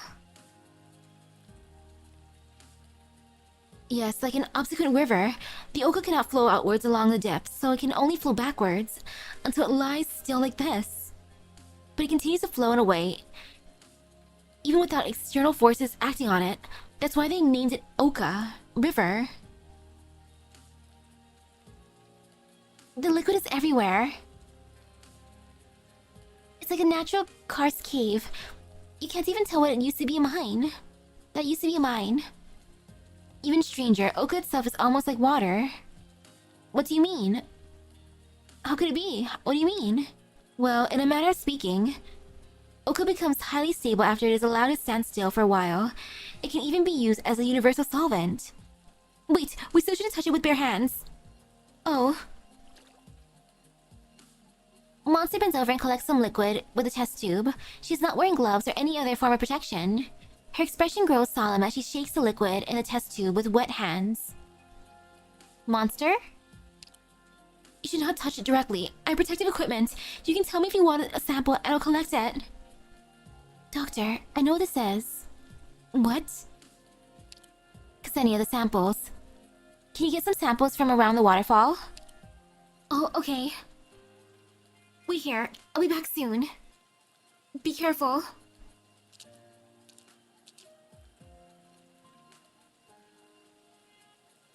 This liquid that they call Oka, it's Originium. Originium? Why does it look that way? It's complicated. Do you remember the transmitter that Ryan Lab was studying? Or the Corzonix that is often mentioned in the Iberian alchemy? I do. Are they related? This is their prototype, or perhaps I should say, the original form. What do the transmitter and Corzonix have in common? They both serve as a kind of medium. Ooh. Yes, a medium that reacts directly with the human body, or to store information. So that's why they're both liquid? I think so. You understand, Doctor, that Originium is both a vehicle for information and a vehicle for energy. Both the transmitter and the Corzonix, we record Originium energy through specific means in order to record different types of information. The Oka here is a remnant of Originium after its energy was extracted in an even more effective manner. So it's really a form of universal solvent. And this explains why the infected who came into contact with Oka became mutated. Because of its nature as drained Originium, Oka neutralized the originium activity inside the infected, while creating perfect conditions for the continued growth of originium. It allowed the infected to retain their vital functions temporarily, but does not change the fact that death would inevitably follow soon. Meanwhile, all the uninfected individuals injected with Oka died of severe rejection due to the lack of active originium in their bodies. Its presence here in such quantities, it means this is what we feared most. The most. The colossal prime vein is drying up. Wow, so that is what happens when you run low on originium. Oka. The rumors we heard that Ursus is accelerating the extraction of originium. It's all to hide the exhaustion of the ore vein. Oop. It began here in the northmost part of Ursus, and it will only accelerate if the specific mine was extracted too much. Within 4 months, the originium deposits in Ursus will drop to 30% of previous levels. This is the real reason why the Grand Duchess is put the mine district on lockdown. They can't hide it forever. Oop, oop, oop.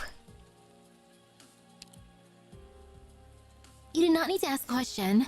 One gaze exchanged with Monster, and both of you had the same name in mind. The only one who could have done this. Priestess. Gosh darn it, Priestess. And yeah, only people with originium in their blood can, or in their system, get some benefits from Oka, even if it's just for a little bit. There's no one else. Why would you do this? The exhaustion of the ore vein cannot be stopped or reversed. Ursus will collapse. Not just Ursus. Exhaustion on such a scale will have ramifications across Terra. Is this what she's after? I have an idea. Oka's also a relic of the old civilization, a byproduct of your experiments. If she caused the exhaustion of the ore vein, then there may be some useful information left within. See if you can read it. How would I? Our means are limited. You have to insert your hand like I did when I collected a sample. Don't worry, it won't harm you. Following Monster's instructions, you crouch down and immerse your hands into the liquid Oka. You wait. You do not feel any different. You wait some kind of change or response, like the miracles that happened so many times before. Nothing happened. The product of a previous civilization seems to reject you, denying your connection to it. Ouch. Could it be that it has already lost its ability to hold information? Or perhaps she has no intention of leaving any information to us? It's possible. Monster, Doctor. Come, I found something. There's a hole behind the waterfall. When I climbed up and stood there, I heard a sound of an unusual frequency from the cave. It didn't seem natural. No, it definitely isn't natural. It's like it's trying to communicate some sort of information through audio waves. Great job, Ksenia. Huh?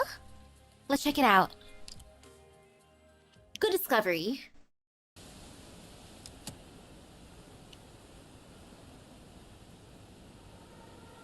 This space was hidden behind the waterfall? It's impressive. Listen carefully to the sound of the liquid impacting the rocks. Some of the sounds are of a particular frequency, like it's trying to draw attention to itself. It's very different, and you can definitely tell. I tried to decipher the ones I heard. It took a while to record the various pitches. There. Did you hear that? All I hear is the rain. I can't even hear you speak. Doctor? You close your eyes and allow yourself to be immersed in sound until you identify the sound that is constantly changing in frequency. I hear it. Did you say you hear it? The sound rushes into your consciousness. Sometimes it is formed from several high frequencies. Sometimes it is short and sharp, like a meticulous music score. You soon realize that it represents some sort of code or perhaps language. You try to recall all the languages that you know, categorizing them in your mind. and you soon realize that you're hearing the same sound just in different languages. I've copied it down. It's just a hunch, but if we decipher it using the standard encoding for communication between nomadic cities, I think it's referencing to the same word in many different languages. I could identify Ursa and Gaulish from it. I think they both mean... Dang, Ksenia already got it.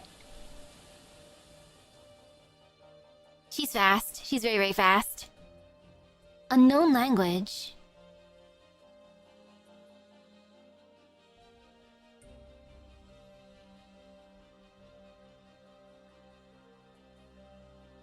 Okay.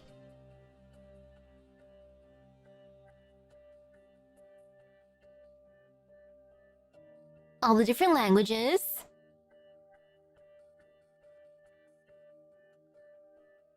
Upon the rocks, the liquid in the mine is communicating the same word at you. Debate.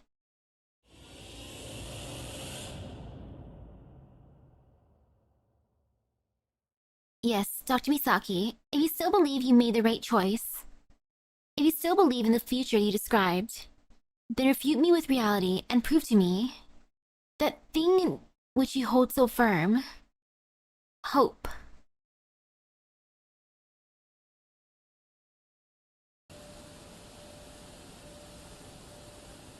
It's an invitation. What? I said it's an invitation. One that I must accept.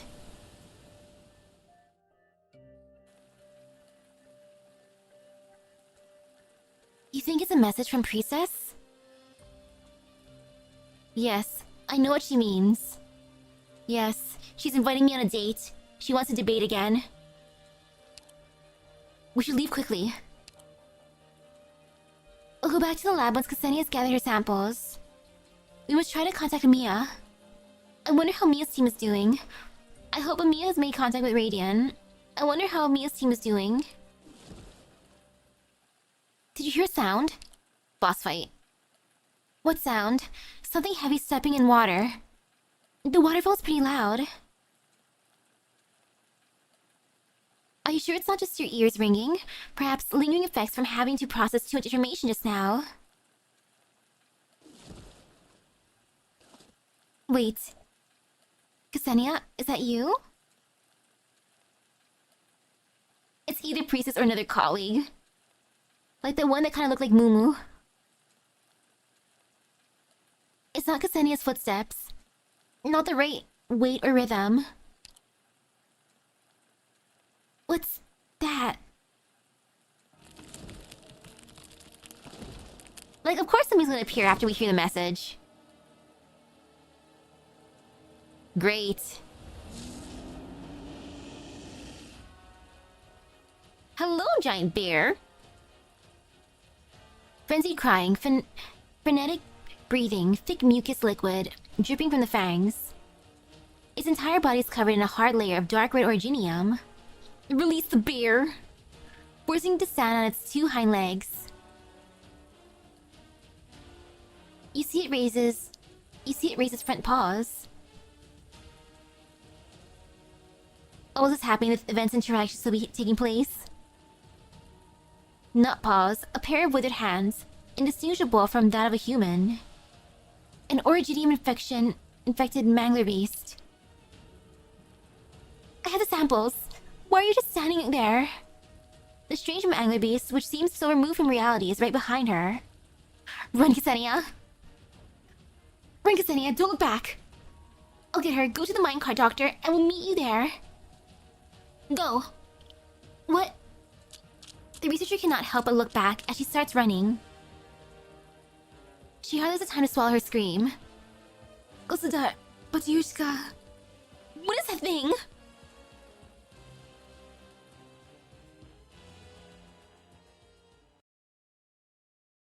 It's a boojum!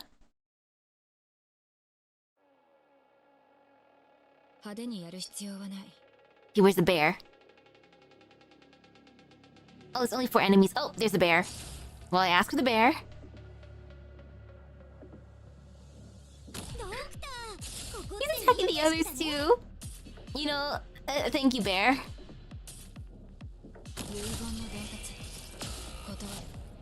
Oh no. 準備整った Oh no. It's just gonna walk out like that. 同じように仮面を剥がされても Okay, I'll do that fight later. 人もいれば無様に慌てふためく人もいてかと思えばようやく Oh, that is so funny. 人もいる Freaking bear. Yeah, I'm gonna put down defender later. Just wow. Ooh, now it's an aurora. The wind lies low. The fields are soaked with dew. Never forgotten. The unbeliever says that that religion is bare-handed violence. Okay, let's see how this goes. Deactivated. Beep. A piece of home that the retreating miners took with them. Freaking bear.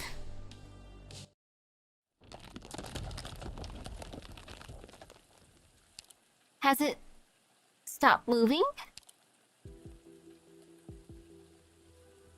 I think so. The roaring and the heavy breathing have ceased. Do we kill it? But it's still standing. Don't move, I'll check. Monster ascertains that the other two are in a safe distance and approaches it on her own. The mangler beast stands quietly, no sign of madness. No sign of the madness that had engulfed it only moments ago. Its strange forelimbs hanging still in front of its body. Part of the originium covering it has been chipped away. Monster approaches it carefully. She observes the mangler beast. It was dangerous to begin with, and its mutations make it look strange, almost otherworldly. The influence of originium is turning it into a human, physiologically. It must be in a great deal of pain. Monster, look out! It's moving again! Oh. But the mangler beast does not attack or even move from its spot. It falls toward the ground. Until its forelimbs touch the ground again with a thud. Now's the chance to leave, Monster. We should leave and go back to the lab now. No, Doctor. Monster? It's still breathing. It sounds like it's in pain, I think. I can't sense another's emotions like Amiya can.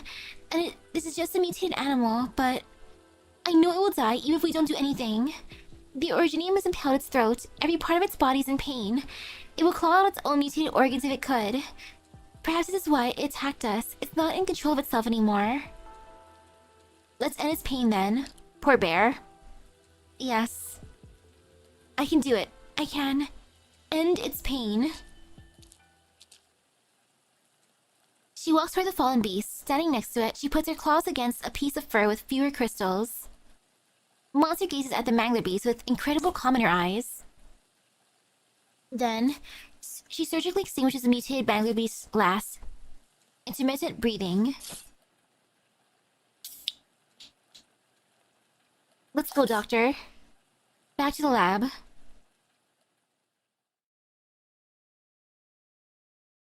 Wait, I'll take the drink later. I'm a game for now. Then after it's dinner. Oh, you think your colleague the elf still has her sights set in drag?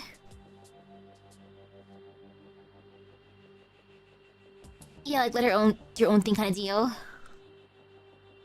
Mantra continues to listen.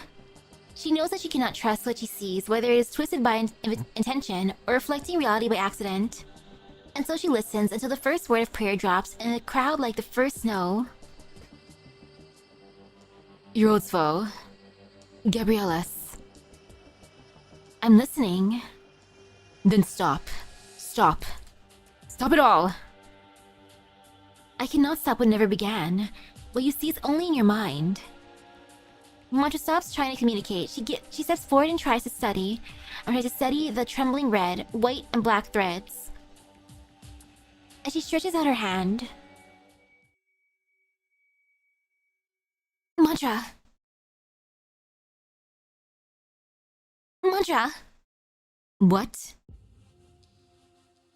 You were completely motionless. I've never seen you like this. What happened? Did you hear that? Hear what? The old woman does not immediately answer. She looks around and realizes that the remaining miners look different from before. She frowns and glances around herself. Where's Aloysius? She heard me run outside. So you did tell us to leave. Yes, but I don't remember why. This is strange. Mental arts. Are you sure? I received specific training. I would not be defenseless against such attacks. Check for short-term memory interference, Radian. What sort of interference? Interference that I can create.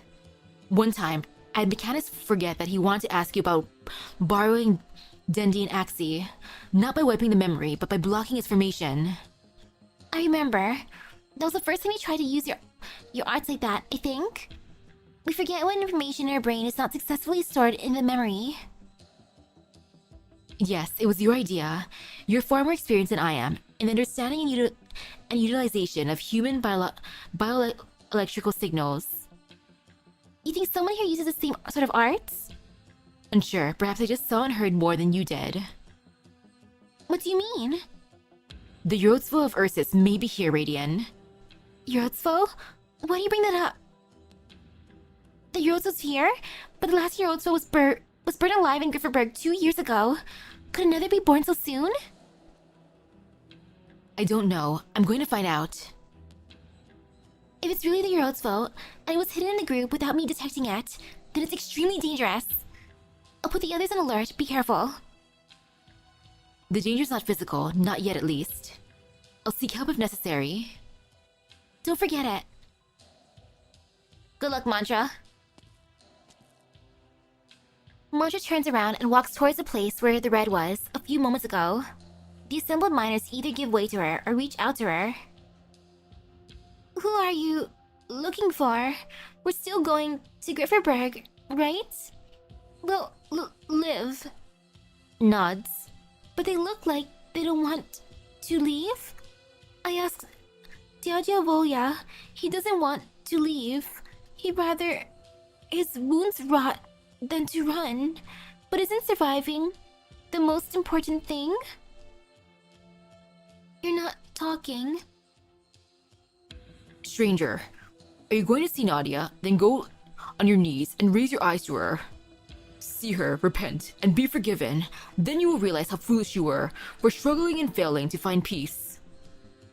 Thanks, Mr. Tired Miner. Like, sheesh.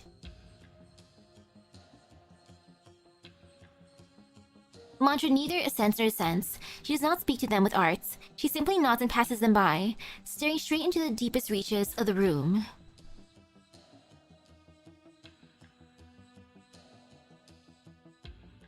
It was basically gonna happen sooner or later. They were mining a lot. Eventually things get empty. It's just that Priest is probably just sped it up a bit. You understand when you are in her presence. A hunched tiny gray-white figure sits in the end of the room like a statue. Hello, hello.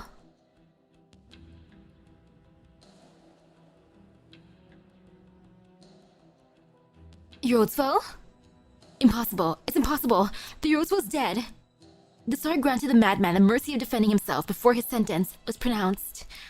7 days. He engaged in sophistry for 7 days without stopping, without eating or drinking.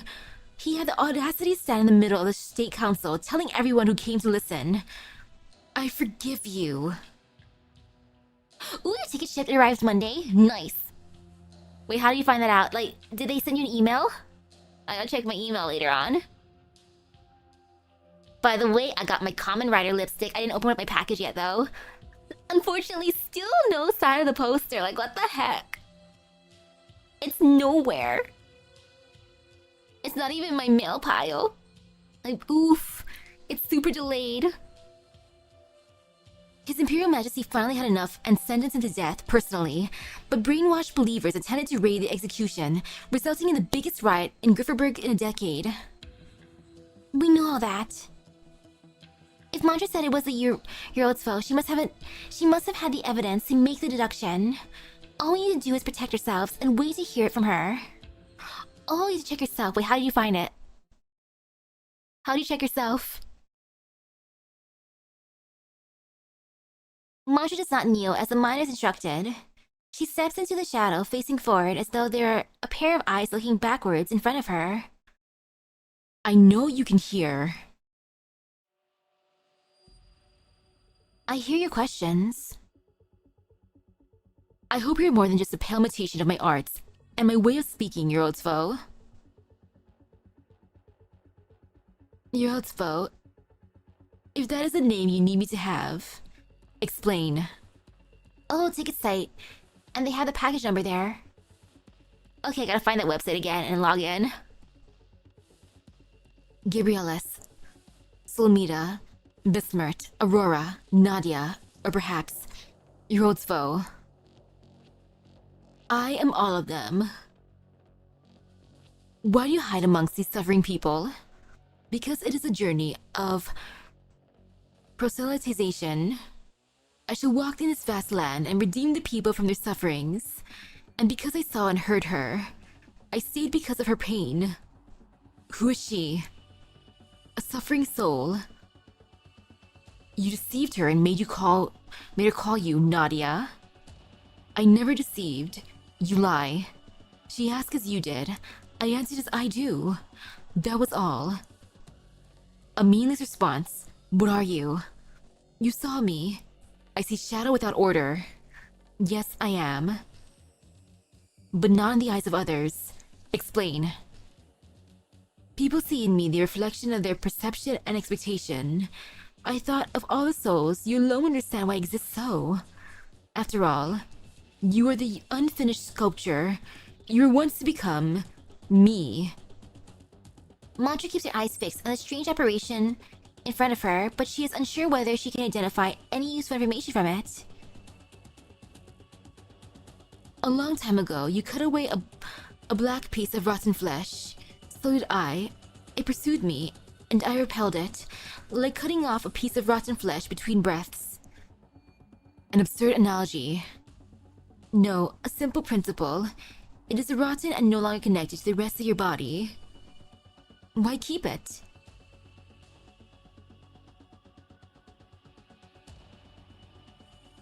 This is...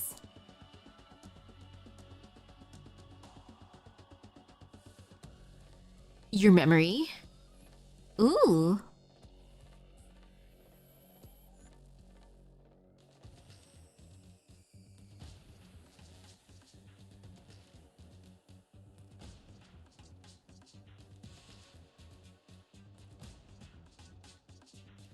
Huh, she sees mantras too.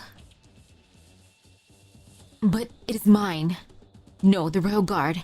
If you can influence the Royal Guard, you can influence the miners. You killed it. You became me. If this is the only thing we share in common, the body and rotten flesh, your relationship to the Royal Guard, the Yorosfo was the source of the Royal Guard experiments. No sound comes from the trembling shadows, neither affirmation nor denial. Mantra begins to back off and leaves the shadow's edge. I need support, Radiant. I'm here.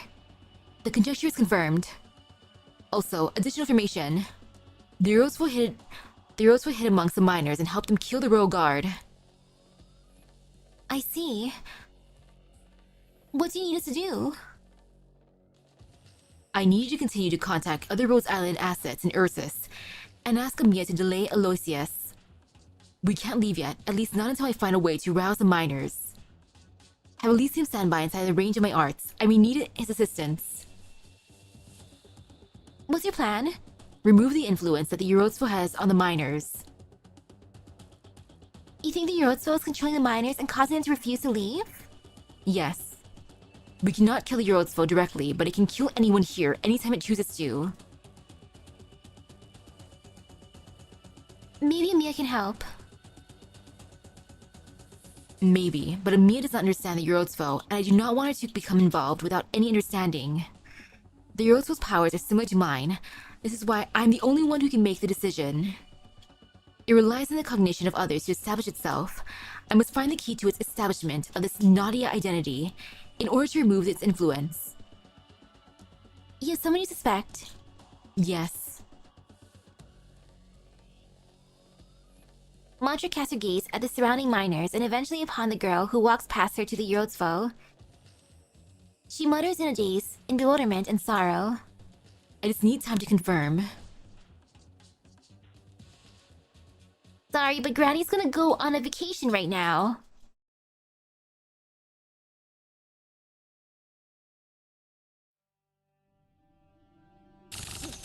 Oh gosh, there's a lot of them.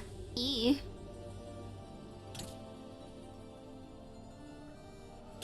And yeah, she was definitely giving the visions to Rankin.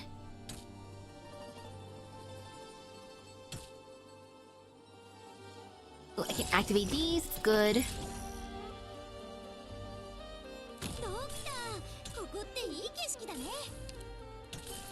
Okay, need to at least have some others that I can bring out soon. Ooh, this could be fun. This way seems good. Shoot, okay, wait, I gotta wait for a tiny bit. Mantra, stay safe.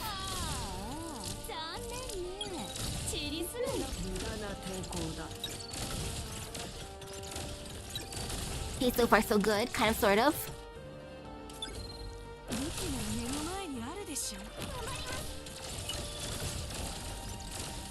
Okay, time to send everyone around.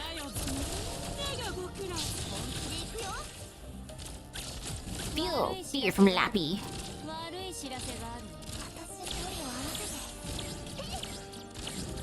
Okay, so far so good.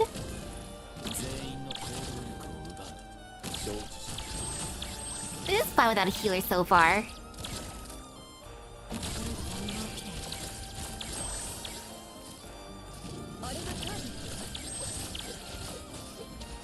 Those will hurt a bit.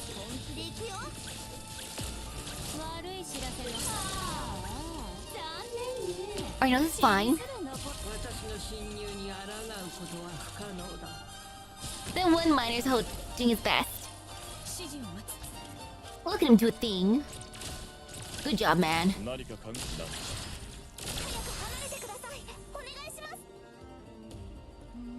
There's so many more.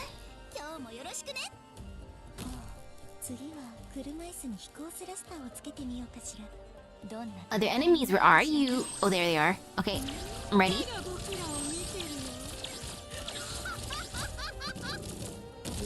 Oh, it's more of these dudes.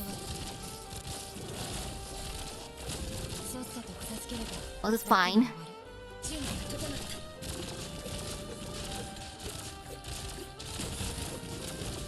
And of course, it's so tanky.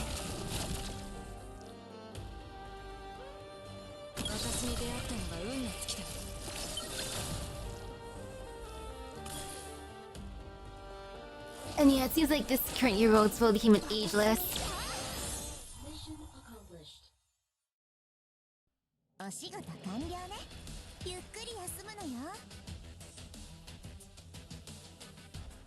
So cool.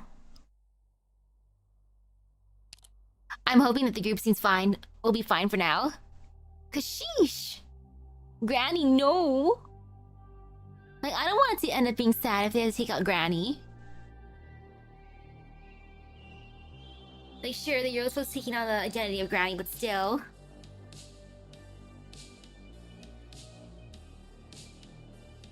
It began to think of itself as a savior. And now it's just doing its own thing.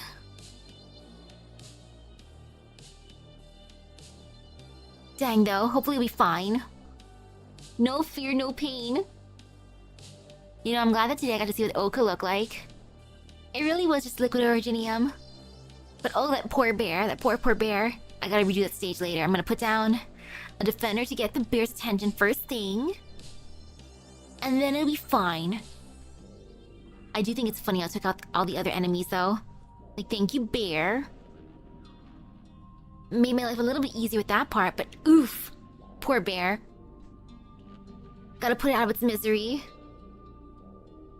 But now that Eurospho's not with the group, hopefully ranking guys will be fine. Because it no longer has influence over them.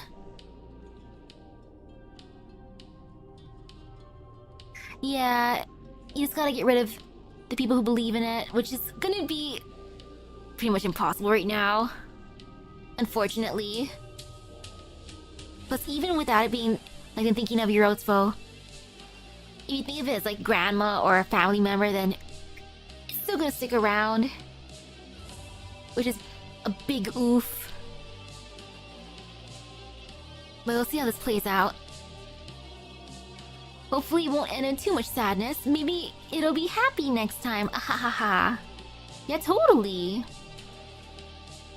But I guess we'll see on Thursday how things continue, since tomorrow's Digimon. But yeah. Now I'll just quickly have some dinner. I wonder what there is. I was brought some Arizona tea earlier. The hot honey flavor. Yum. I didn't drink it yet though. I had it put on the side. But yeah, I'll be gonna hop off for now. So with that being said, thank you everyone for stopping by the stream. I hope everyone has a great rest of their day and epic gacha luck. I'll see you guys later. Bye bye. Food. Potential food. Now we gotta actually go out.